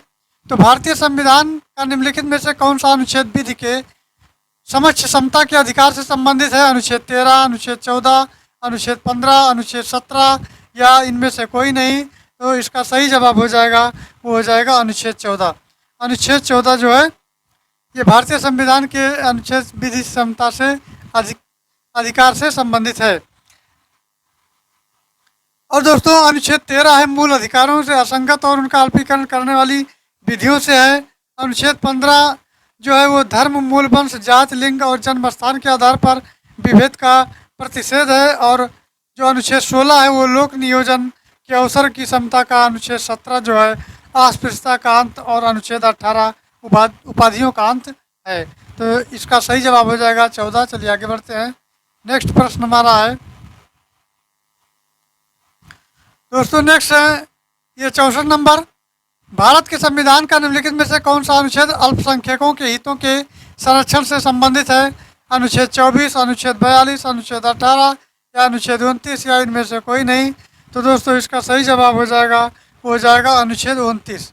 अनुच्छेद 29 जो है दोस्तों, अनुच्छेद 29 है, ये भारत के संविधान का जो है अल्पसंख्यकों के हितों के संरक्षण से संबंधित है, अनुच्छेद 29। और ये भारत के संविधान के अनुसार अनुच्छेद 29 फर्स्ट जो है भारत के राज्य क्षेत्र और उसके किसी भी भाग के निवासी नागरिकों के किसी अनुभाग को इसकी अपनी विशेष भाषा, लिपि या संस्कृति है उसे बनाए रखने का अधिकार होता है। चलिए नेक्स्ट प्रश्न की तरफ बढ़ते हैं। तो नेक्स्ट हमारा है, यह है 65, उसको देखते हैं। तो भारतीय संविधान का कौन सा अनुच्छेद जो है लोगों को कल्याण के बढ़ावा देने के लिए, भारतीय संविधान का कौन सा अनुच्छेद लोगों के कल्याण को बढ़ावा देने के लिए एक सामाजिक व्यवस्था बनाने का निर्देश देता है? अनुच्छेद 45 है, अनुच्छेद 44 है, अनुच्छेद 42 है, अनुच्छेद 38 है, या उपरोक्त में से कोई नहीं। तो दोस्तों इसका सही जवाब हो जाएगा अनुच्छेद 38। अनुच्छेद 38 का सही उत्तर हो जाएगा। और भारतीय संविधान का जो अनुच्छेद 38 है लोगों के कल्याण को बढ़ावा देने के लिए राज्य की एक सामाजिक व्यवस्था बनाने का निर्देश देता है। और दोस्तों अनुच्छेद 42 के अनुसार राज्य काम की न्याय संगत और मनोचित दशाओं का प्रावधान करता है। और अनुच्छेद 44 जो है नागरिकों के लिए समान सिविल संहिता से संबंधित है। और अनुच्छेद 45 के अनुसार राज्य 6 वर्ष के कम आयु के बालकों के लिए प्रारंभिक बालावस्था, देख रेख और शिक्षा का प्रबंध करना उसका दायित्व है। चलिए आगे बढ़ते हैं। नेक्स्ट प्रश्न हमारा है 66, उसको देखते हैं। तो दोस्तों 66 नंबर कहता है, भारतीय संविधान के अनुसार कार्यपालिका का प्रमुख कौन सा होता है? प्रधानमंत्री होता है, भारत सरकार का मुख्य सचिव होता है, राष्ट्रपति होता है, केंद्रीय गृह मंत्री होता है। तो इसका सही जवाब हो जाएगा वो भारत का राष्ट्रपति होता है। ऑप्शन सी इसका सही जवाब होगा। और दोस्तों अनुच्छेद भारत के संविधान के अनुच्छेद 53 फर्स्ट के अनुसार संघ की कार्यपालिका राष्ट्रपति की शक्ति निहित होगी और इसका प्रयोग संविधान के अनुसार स्वयं या अपने अधीनस्थ अधिकारियों द्वारा करेगा। अनुच्छेद 74 फर्स्ट के तहत प्रधानमंत्री मंत्रिपरिषद का प्रधान होता है। और अनुच्छेद 75 फर्स्ट के अनुसार प्रधानमंत्री की नियुक्ति राष्ट्रपति के द्वारा होती है। चलिए फिर आगे बढ़ते हैं। नेक्स्ट प्रश्न हमारा है 67 नंबर, उसको देखते हैं। 67 नंबर है, निम्नलिखित में से कहाँ कानून बनाने का प्रस्ताव पेश किया जा सकता है? केवल लोकसभा में, केवल राज्यसभा में, लोकसभा तथा राज्यसभा दोनों में, या ना तो लोकसभा और ना राज्यसभा में, और या उपरोक्त में से कोई नहीं। तो इसका जो सही आंसर हो जाएगा वो हो जाएगा ऑप्शन सी, लोकसभा तथा राज्यसभा दोनों में इसका सही जवाब हो जाएगा। और विधेयक के प्रवर्ग के अनुसार विधायी प्रक्रिया जो 4 प्रकार की होती है, जिसमें पहला है सामान्य विधेयक। तो पहला है सामान्य विधेयक। और दोस्तों दूसरा है, तो दूसरा आपका है धन विधेयक।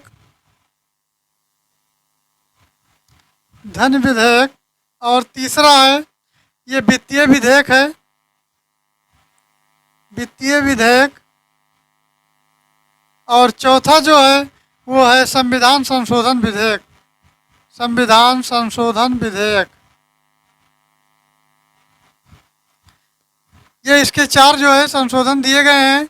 जो विधेयक प्रवर्ग का खा गा घा में नहीं आता है उसे सामान्य विधेयक कहते हैं। चलिए आगे बढ़ते हैं। नेक्स्ट प्रश्न हमारा 68 नंबर कहता है कि लोकसभा की अध्यक्षता कौन करता है? तो स्पीकर है, भारत के राष्ट्रपति हैं, भारत के प्रधानमंत्री हैं, या इनमें से कोई नहीं, या उपरोक्त में से कोई है, या एक से 2 अधिक उत्तर सही है। तो इसका सही जवाब हो जाएगा आपका स्पीकर हो जाएगा। लोकसभा की अध्यक्षता जो करता है वो स्पीकर करता है। और ये संविधान के अनुच्छेद 93 में उपबंधित है। इसमें है अनुच्छेद 93 में उपबंधित है कि लोकसभा यथाशीघ्र अपने 2 सदस्यों में से किसी एक को अपना अध्यक्ष तथा दूसरे को उपाध्यक्ष चुनेगा। चलिए फिर आगे बढ़ते हैं। नेक्स्ट हमारा है 69 नंबर कहता है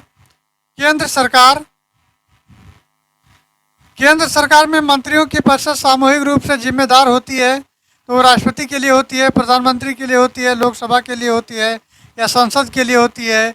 यह उपरोक्त में से कोई नहीं है, या एक से 2 अधिक जो है उत्तर सही है, तो इसका सही उत्तर हो जाएगा दोस्तों, वो हो जाएगा सी हो जाएगा लोकसभा के लिए। लोकसभा के लिए इसका सही उत्तर हो जाएगा, जो कि भारतीय संविधान के अनुच्छेद 75(3) के अनुसार मंत्रिपरिषद सामूहिक रूप से लोकसभा के प्रति उत्तरदायी होता है और कार्यपालिका का विधायिका के प्रति सामूहिक उत्तरदायी संसदीय प्रणाली की प्रमुख ये विशेषता है।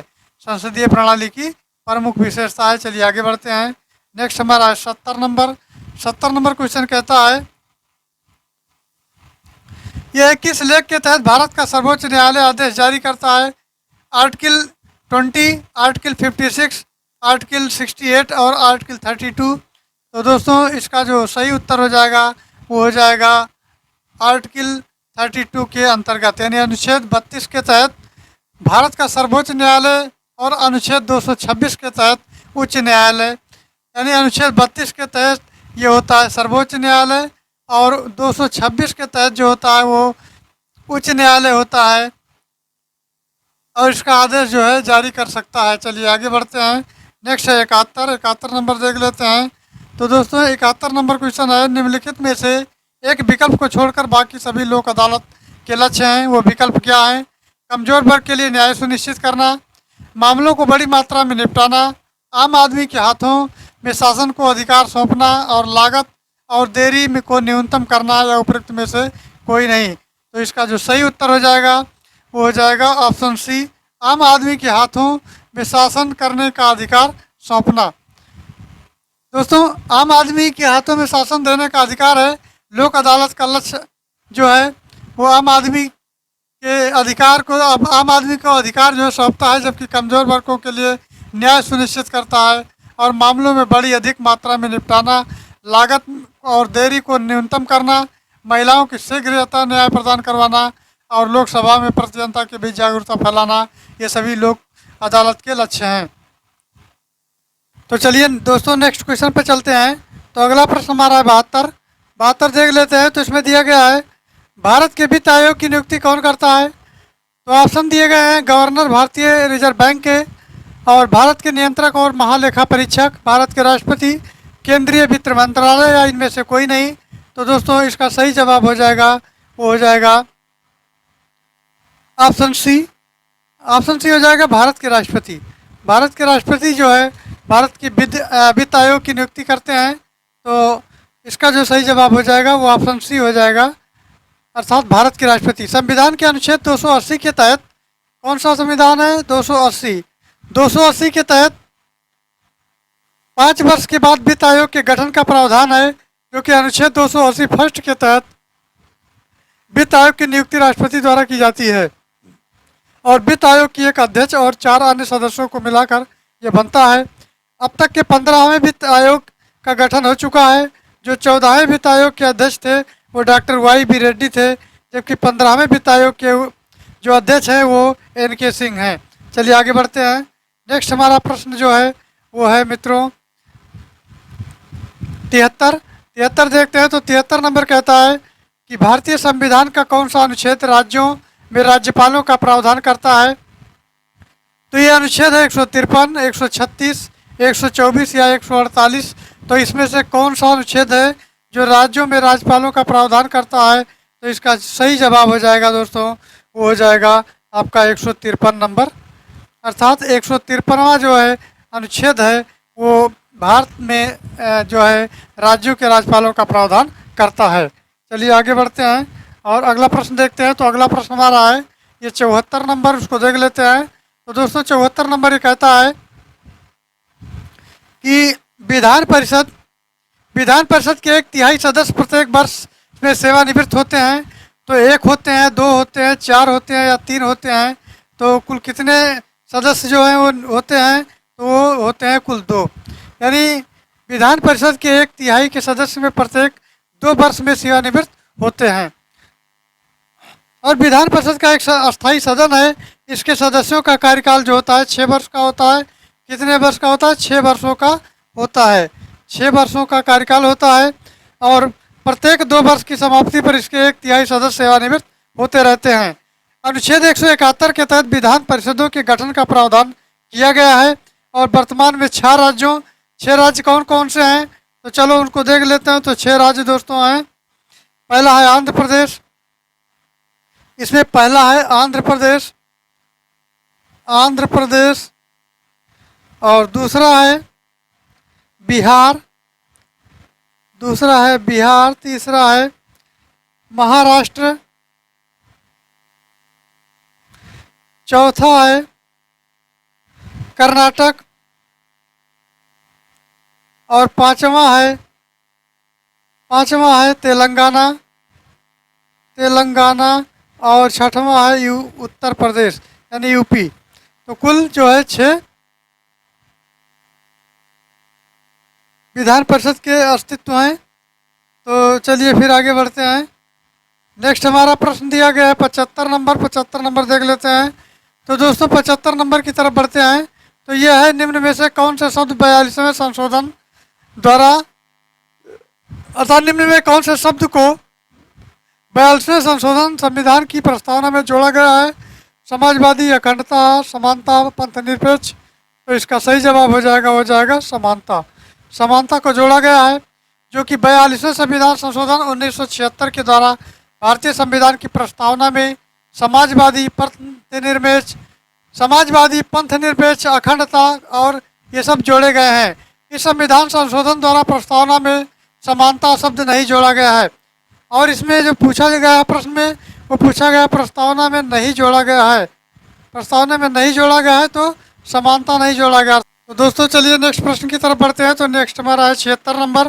भारत के संविधान का वरना इसमें संशोधन ग्राम सभा को राज्य विधानमंडल द्वारा सौंपे गए कार्यों शक्तियों को निष्पादित करने के लिए पंचायत राज प्रणाली की स्थापना के रूप में परिकल्पित करता है। तो 74वां संविधान संशोधन है, 71वां संविधान संशोधन है, 73वां है या 72वां है? तो इसका दोस्तों सही जवाब हो जाएगा, वो हो जाएगा ऑप्शन सी, 73वां संविधान संशोधन हो जाएगा।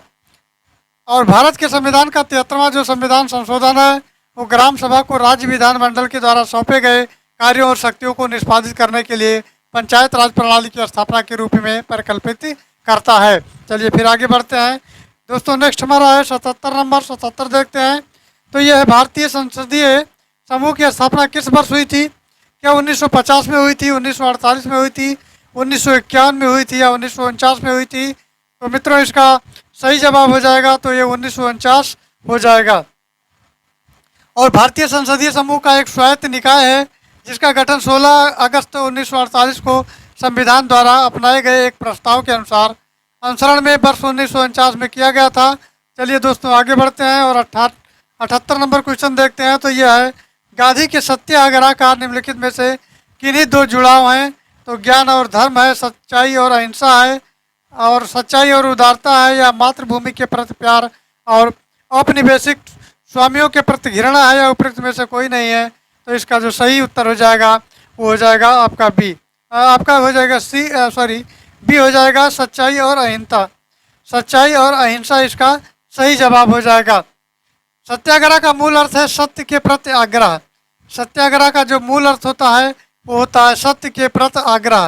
अर्थात गांधी जी ने दक्षिण अफ्रीका के ट्रांसवाल में औपनिवेशिक सरकार द्वारा एशियाई लोगों के साथ भेदभाव के कानून को पारित किए जाने के खिलाफ पहली बार सत्याग्रह का प्रयोग किया, और भारत में सर्वप्रथम चंपारण यानी जो बिहार में पड़ता है में सत्याग्रह का प्रयोग किया। चलिए आगे बढ़ते हैं। नेक्स्ट प्रश्न हमारा है 79। दोस्तों 79 नंबर है, भारत यानी भारतीय राष्ट्रीय कांग्रेस का चुना गया प्रथम मुस्लिम अध्यक्ष कौन था? तो मौलाना आज़ाद थे, मोहम्मद अली थे, अब्दुल कलाम थे या बदरुद्दीन तैयब जी थे, या इनमें से कोई नहीं? तो दोस्तों इसका सही जवाब हो जाएगा, वो हो जाएगा इसमें बदरुद्दीन तैयब जी थे। बदरुद्दीन तैयब इसका सही उत्तर हो जाएगा, जो कि 1887 से मद्रास में हुए कांग्रेस के तीसरे अधिवेशन की अध्यक्षता बदरुद्दीन तैयब जी द्वारा ने की थी, और इनके द्वारा की गई थी। वो जो है भारतीय राष्ट्रीय कांग्रेस के प्रथम मुस्लिम अध्यक्ष थे, प्रथम जो है मुस्लिम अध्यक्ष थे। चलिए फिर आगे बढ़ते हैं। नेक्स्ट प्रश्न हमारा है 80 नंबर। 80 नंबर देखते हैं। तो दोस्तों ये है, 1919 में निम्नलिखित में से कौन सी घटना नहीं हुई है? नहीं हुई पूछा है। तो पहला है जलियांवाला बाग हत्याकांड, बंगाल का विभाजन हुआ था, रोलेट एक्ट पारित किया गया था, या मॉन्टेग्यू चेम्स्फोर्ड सुधार की घोषणा की गई थी या उपरोक्त में से कोई नहीं। तो दोस्तों इसका सही जवाब हो जाएगा ऑप्शन बी, बंगाल का विभाजन हुआ था। बंगाल का विभाजन हुआ था उस समय। और जलियांवाला बाग हत्याकांड जो है 13 अप्रैल 1919 को हुआ। तो एक के बाद एक को क्रमवार लिख लेते हैं। तो सबसे पहले जलियांवाला जो बाग हत्याकांड है तो है जलियांवाला बाग हत्याकांड। तो ये दोस्तों हुआ है 1919 में। कब हुआ है? 1919 में। दूसरा आता है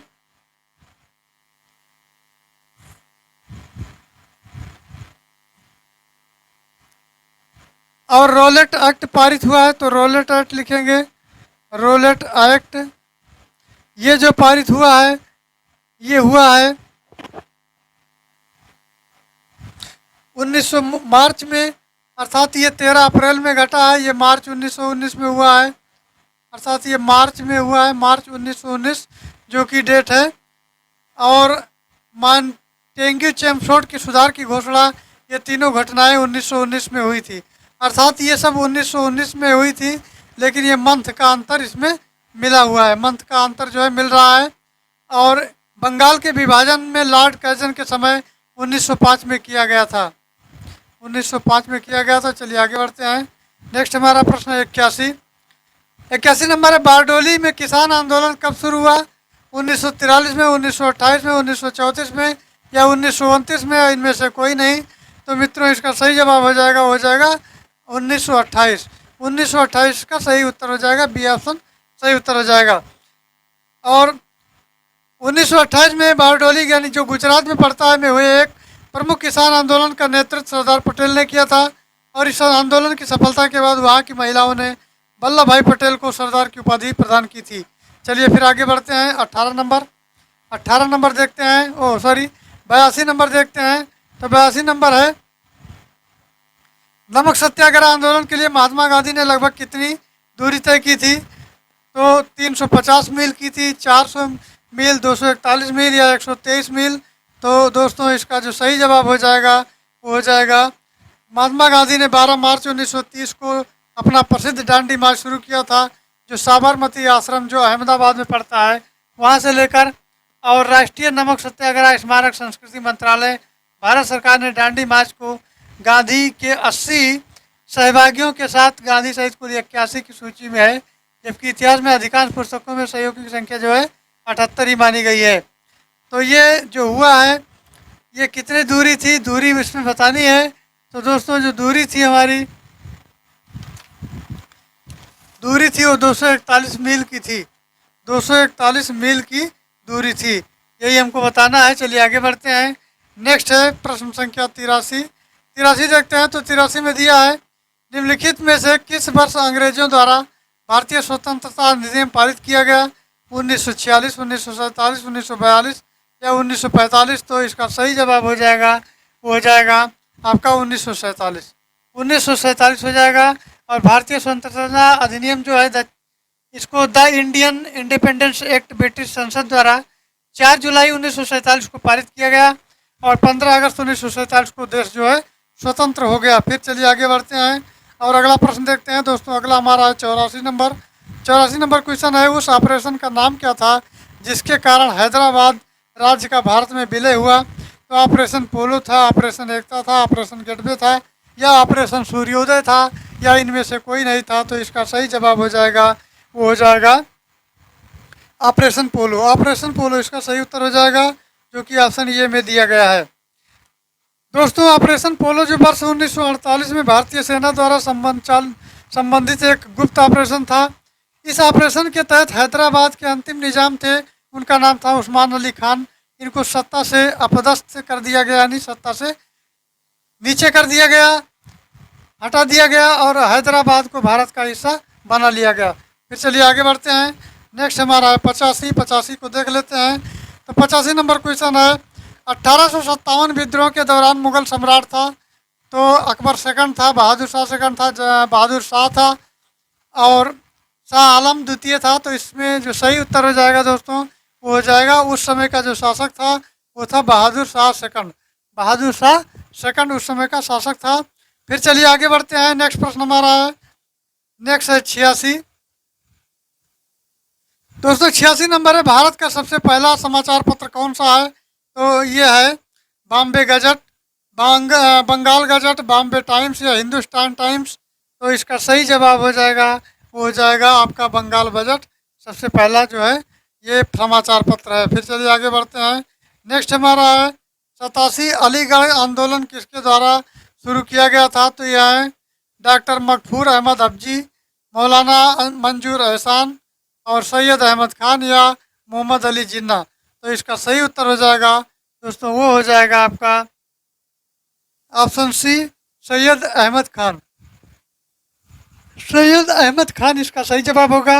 और अलीगढ़ आंदोलन जो सैयद अहमद खान के द्वारा ही शुरू किया गया था, जो 1857 के विद्रोह में असफलता के बाद मुसलमानों की स्थिति को सुधारने के उद्देश्य से चला गया था। किसके उद्देश्य से चला गया था? इसमें मुस्लिमों के जो है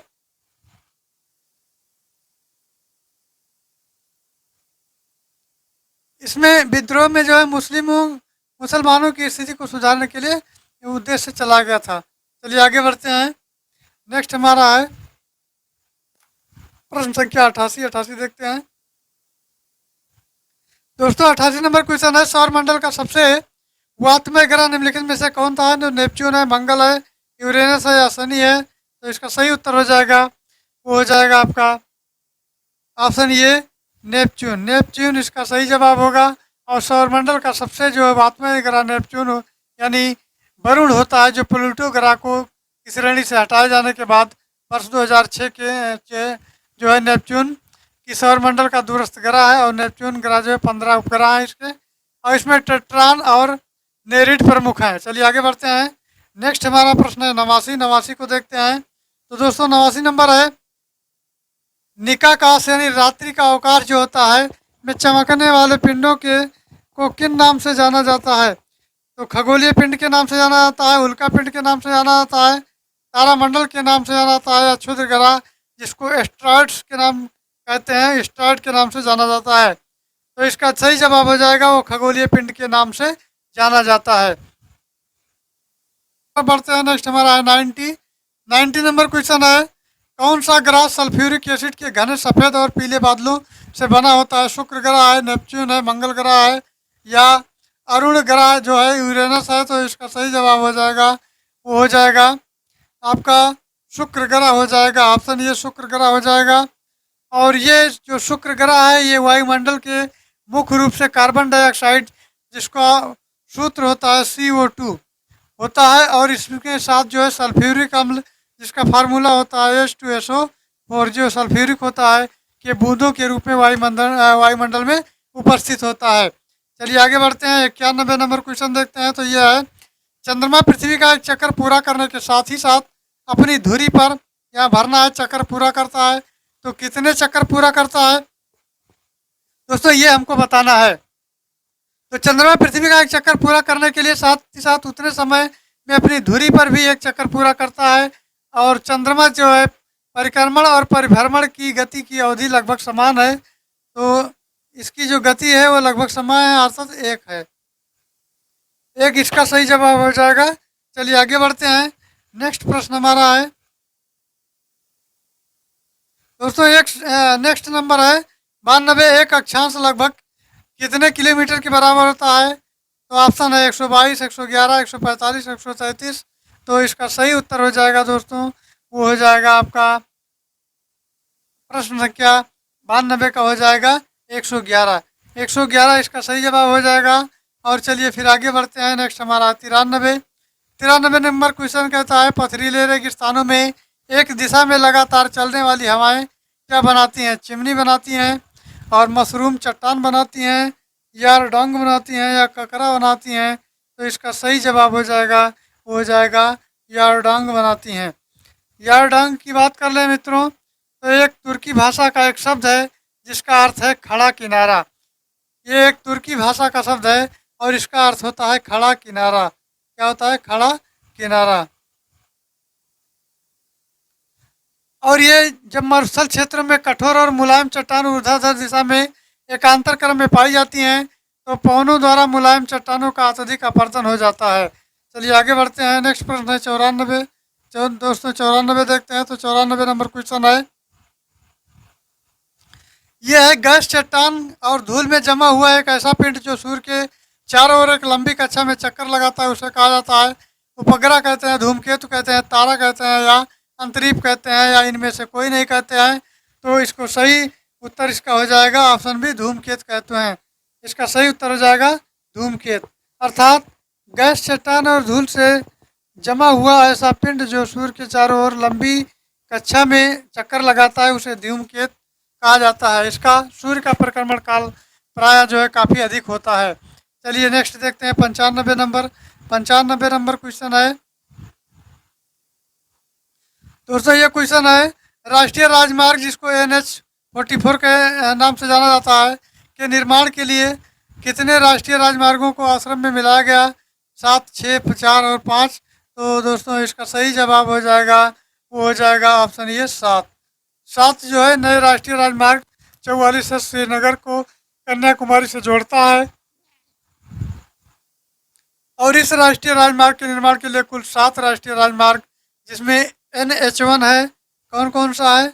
NH1 है, और फिर उसके बाद में है NH1 ये है, और NH2 है, NH3 है, और NH26 है, और NH है सब 75 है, और NH7 है। तो आपस में मिलाया गया है, इनको क्या किया गया है? मिलाया गया है। चलिए आगे बढ़ते हैं।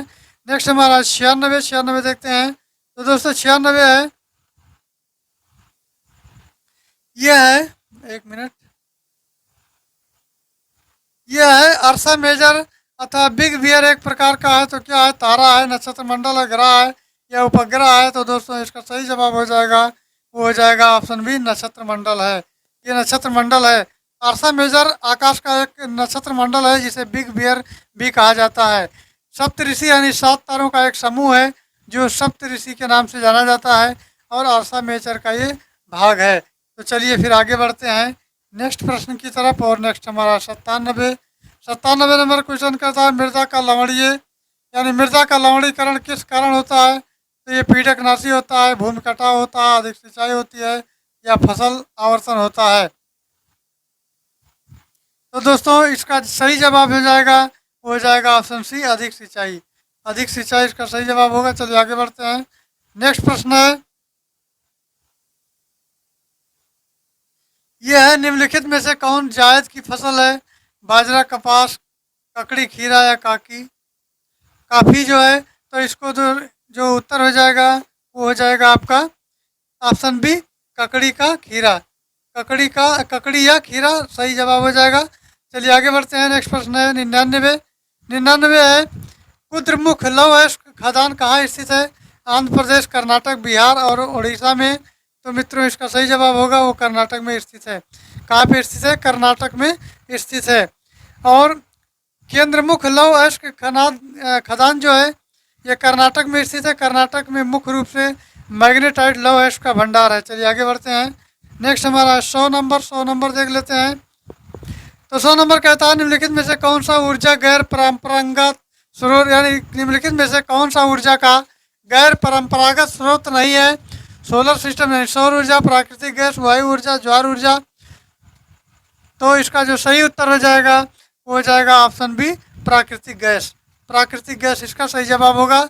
चलिए फिर आगे बढ़ते हैं। नेक्स्ट है 101 को देख लेते हैं। तो Indian iron and steel company IISCO का पहला कारखाना कहाँ स्थापित किया गया था? दुर्गापुर में, हीरापुर में, जमशेदपुर में, या जबलपुर में। तो मित्रों इसका सही जवाब हो जाएगा, वो हो जाएगा ऑप्शन बी, हीरापुर। और Indian oil and steel company जो है जिसको कहा जाता है IISCO का पहला कारखाना पश्चिम बंगाल के हीरापुर, वर्तमान में जो बर्नपुर में स्थापित किया गया है। कंपनी ने वर्ष 1939 में बर्नपुर में इस्पात का निर्माण शुरू किया था। चलिए फिर आगे बढ़ते हैं और अगला प्रश्न देखते हैं। तो दोस्तों अगला क्वेश्चन हमारा 102 देख लेते हैं। तो मार्च 2021 की स्थिति के अनुसार किस राज्य में सबसे लंबा सड़क नेटवर्क है? तो 102 का जो सही जवाब हो जाएगा वो हो जाएगा ऑप्शन ई, अर्थात अगर ये कहा जाए ऑप्शन ई को लेकर के, तो ना तो राजस्थान है, ना मध्य प्रदेश, ना गुजरात, ना कर्नाटक है। ओनली आन जो है तो दोस्तों वो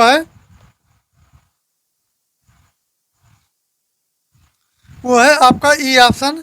अब ई है, अर्थात ई जो है इसमें से कोई नहीं है। चलिए फिर आगे बढ़ते हैं। नेक्स्ट प्रश्न हमारा 103।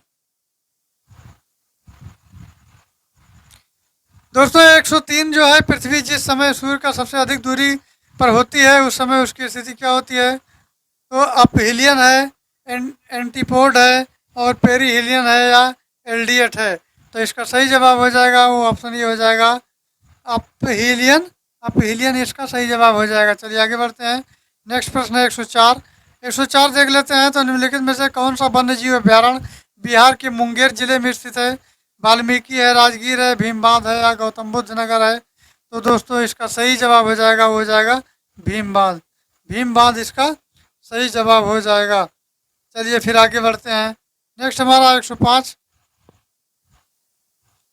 तो दोस्तों 105 नंबर क्वेश्चन है, बिहार की सीमा लगने वाले भारत के राज्यों की संख्या है। 4 है, 5 है, 6 है और 7 है। तो दोस्तों इसका सही जवाब हो जाएगा इनमें से कोई नहीं है, अर्थात ये ऑप्शन इसका सही हो जाएगा। चलिए आगे बढ़ते हैं। 106 देखते हैं। तो 106 नंबर क्वेश्चन है, निम्नलिखित में से कौन सा एक कृत्रिम परितंत्र है?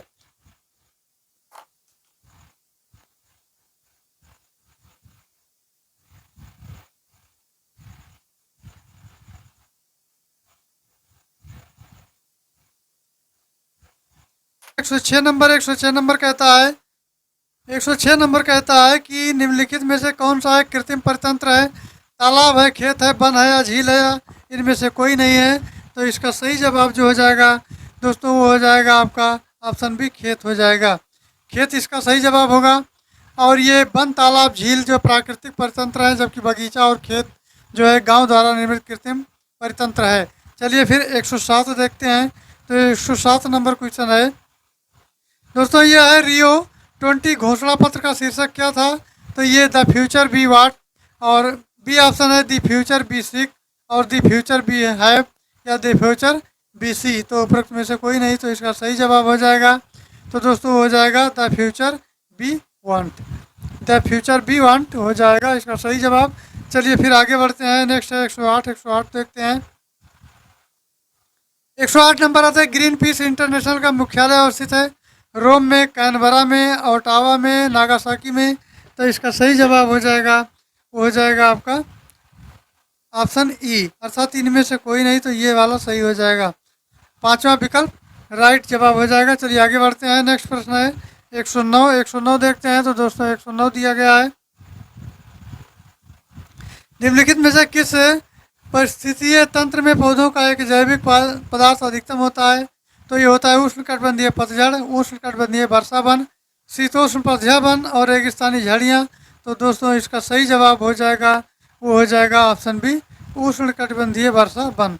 चलिए आगे बढ़ते हैं। नेक्स्ट प्रश्न है, तो नेक्स्ट प्रश्न है दोस्तों 110। 110 है, निम्नलिखित में से वो कहाँ एक संरक्षित कच्छ वनस्पति क्षेत्र है? तो पूर्वी घाट है, पश्चिमी घाट है, गोवा है, या चंद्रताल है? तो इसका सही जवाब हो जाएगा, वो हो जाएगा दोस्तों, ये हो जाएगा आपका ऑप्शन सी, गोवा हो जाएगा। गोवा इसका सही जवाब होगा। चलिए आगे बढ़ते हैं। नेक्स्ट प्रश्न है, पीने के पानी को शुद्ध करने के लिए निम्नलिखित गैसों में से किसे प्रयोग में लाया जाता है? तो ये सल्फर डाइऑक्साइड है, क्लोरीन है, और क्लोरीन का होता है Cl, फ्लोरीन है, कार्बन डाइऑक्साइड है? तो इसका सही जवाब हो जाएगा दोस्तों, हो जाएगा ऑप्शन बी, क्लोरीन हो जाएगा। और पेयजल की जीवाणु रहित करने के लिए क्लोरीन गैस के ब्लीचिंग पाउडर का उपयोग किया जाता है। और ये ज्ञात रहे कि क्लोरीन जो गैस है जल शोषण के प्राथमिक चरण में जीवाणुओं को निष्क्रिय करने का कार्य करती है। चलिए आगे बढ़ते हैं। नेक्स्ट प्रश्न हमारा है 112। दोस्तों 112 नंबर क्वेश्चन देखते हैं। तो ये है, मिल गया इसका जो है पढ़ना है, इसको पढ़ने का जो बोल है वो है, अपने प्रदूषकों के कारण निम्नलिखित में से कौन सी नदी जैविक मरुस्थल कहलाती है? यमुना है, पेरियार है, दामोदर है, महानदी? तो इसका सही जवाब हो जाएगा, वो हो जाएगा आपका ऑप्शन सी, दामोदर हो जाएगा। चलिए आगे बढ़ते हैं। नेक्स्ट प्रश्न है 113। निम्नलिखित में से किस वर्ष में भारत के जनसांख्यिकीय इतिहास में वृहद विभाजन का वर्ष कहा गया है? तो 1921 है, 1951 है, 1931 है, 1911 है। तो इसका सही जवाब हो जाएगा दोस्तों, वो हो जाएगा आपका ऑप्शन ये 1921 हो जाएगा। और भारतीय जनगणना के इतिहास में वर्ष 1921 में एकमात्र ऐसा जनगणना रहा है जिसमें जनसंख्या के दशकीय वृद्धि दर ऋणात्मक रही है। इसलिए 1921 को महान विभाजन का वर्ष कहा जाता है। चलिए फिर आगे बढ़ते हैं। नेक्स्ट प्रश्न है 114। दोस्तों 114 नंबर है, वर्ष 2011 की जनगणना के अनुसार भारत का सबसे अधिक साक्षरता वाला जिला कौन सा है? तो कोल्लम है, चंपाई है, छेरसीफ है या वर्नाकुलम है? तो दोस्तों इसका सही जवाब हो जाएगा ऑप्शन सी, शेरछिप हो जाएगा, शेरछिप। चलिए आगे बढ़ते हैं। नेक्स्ट प्रश्न है 115 देखते हैं। भारत के किस राज्य में गन्ने की खेती के अंतर्गत सबसे अधिक भूमि है? महाराष्ट्र है, उत्तर प्रदेश है, आंध्र प्रदेश है और मध्य प्रदेश है। तो इसका सही जवाब हो जाएगा मित्रों, वो हो जाएगा ऑप्शन बी, उत्तर प्रदेश हो जाएगा। तो दोस्तों नेक्स्ट क्वेश्चन हमारा 116। निम्नलिखित में से कौन सा जैव निम्नीकरण है? प्लास्टिक है, पॉलीथीन है या पॉलीथीन है, पारा है, मरकरी या रबर है, या इनमें से कोई नहीं? तो इसका सही जवाब हो जाएगा, वो हो जाएगा ऑप्शन डी, रबर हो जाएगा, रबर इसका सही जवाब होगा। चलिए नेक्स्ट प्रश्न की तरफ बढ़ते हैं। नेक्स्ट हमारा 117 है, वाहनों में पेट्रोल के जलने से निम्न धातु वायु को प्रदूषित करती है? मरकरी है, कैडमियम है, लेड है या कार्बन डाइऑक्साइड है? तो दोस्तों इसका सही जवाब हो जाएगा, वो हो जाएगा ऑप्शन सी लेड हो जाएगा। और वाहनों में पेट्रोल के जलने से लेड धातु उत्सर्जित होती है जो वायु को प्रदूषित करती है। और लेड का इंजन जो होता है वो होता है मार्किंग को रोकने में प्रयुक्त किया जाता है। चलिए आगे बढ़ते हैं। नेक्स्ट प्रश्न 118। दोस्तों 118 नंबर क्वेश्चन है, हरियाली एक नई योजना है जो द्वितीय हरित क्रांति लाने के लिए बंजर भूमि के विकास के लिए, मरुस्थल में वनोपकरण के लिए, गोचर भूमि का विकास के लिए, इनमें से कोई नहीं? तो इसका सही जवाब हो जाएगा, वो हो जाएगा ऑप्शन बी, बंजर भूमि के विकास के लिए। चलिए आगे बढ़ते हैं। नेक्स्ट प्रश्न हमारा 119 नंबर है, भारत में खनिज उत्पादन की समृद्धि राज्य पहचानिए? राजस्थान है, मध्य प्रदेश है, बिहार है, उड़ीसा है, इनमें से कोई नहीं? तो मित्रों इसका सही जवाब हो जाएगा उड़ीसा। और इंडियन ब्यूरो ऑफ माइंस के अनुसार मूल्य की दृष्टि से 6 खनिज उत्पादक परमाणु और ईंधन खनिज छोड़कर राज्यों का क्रम जो है 1921-22 में क्रमशः उड़ीसा है, छत्तीसगढ़ है, राजस्थान, कर्नाटक है, झारखंड है। चलिए आगे बढ़ते हैं। नेक्स्ट प्रश्न है 120 देख लेते हैं। तो भारत में हीरे की खानें कहाँ है? कर्नाटक है, उत्तर प्रदेश है, मध्य प्रदेश, तमिलनाडु या इनमें से कोई नहीं? तो ये मध्य प्रदेश हो जाएगा। और वर्तमान समय में मध्य प्रदेश में हीरा उत्खनन की दृष्टि से सबसे महत्वपूर्ण राज्य है और ये पन्ना पट्टी के हीरे में कई महत्वपूर्ण खाने हैं। तो दोस्तों आई होप जानकारी अच्छी लगी हो तो चैनल को लाइक करें, सब्सक्राइब करें और शेयर करें।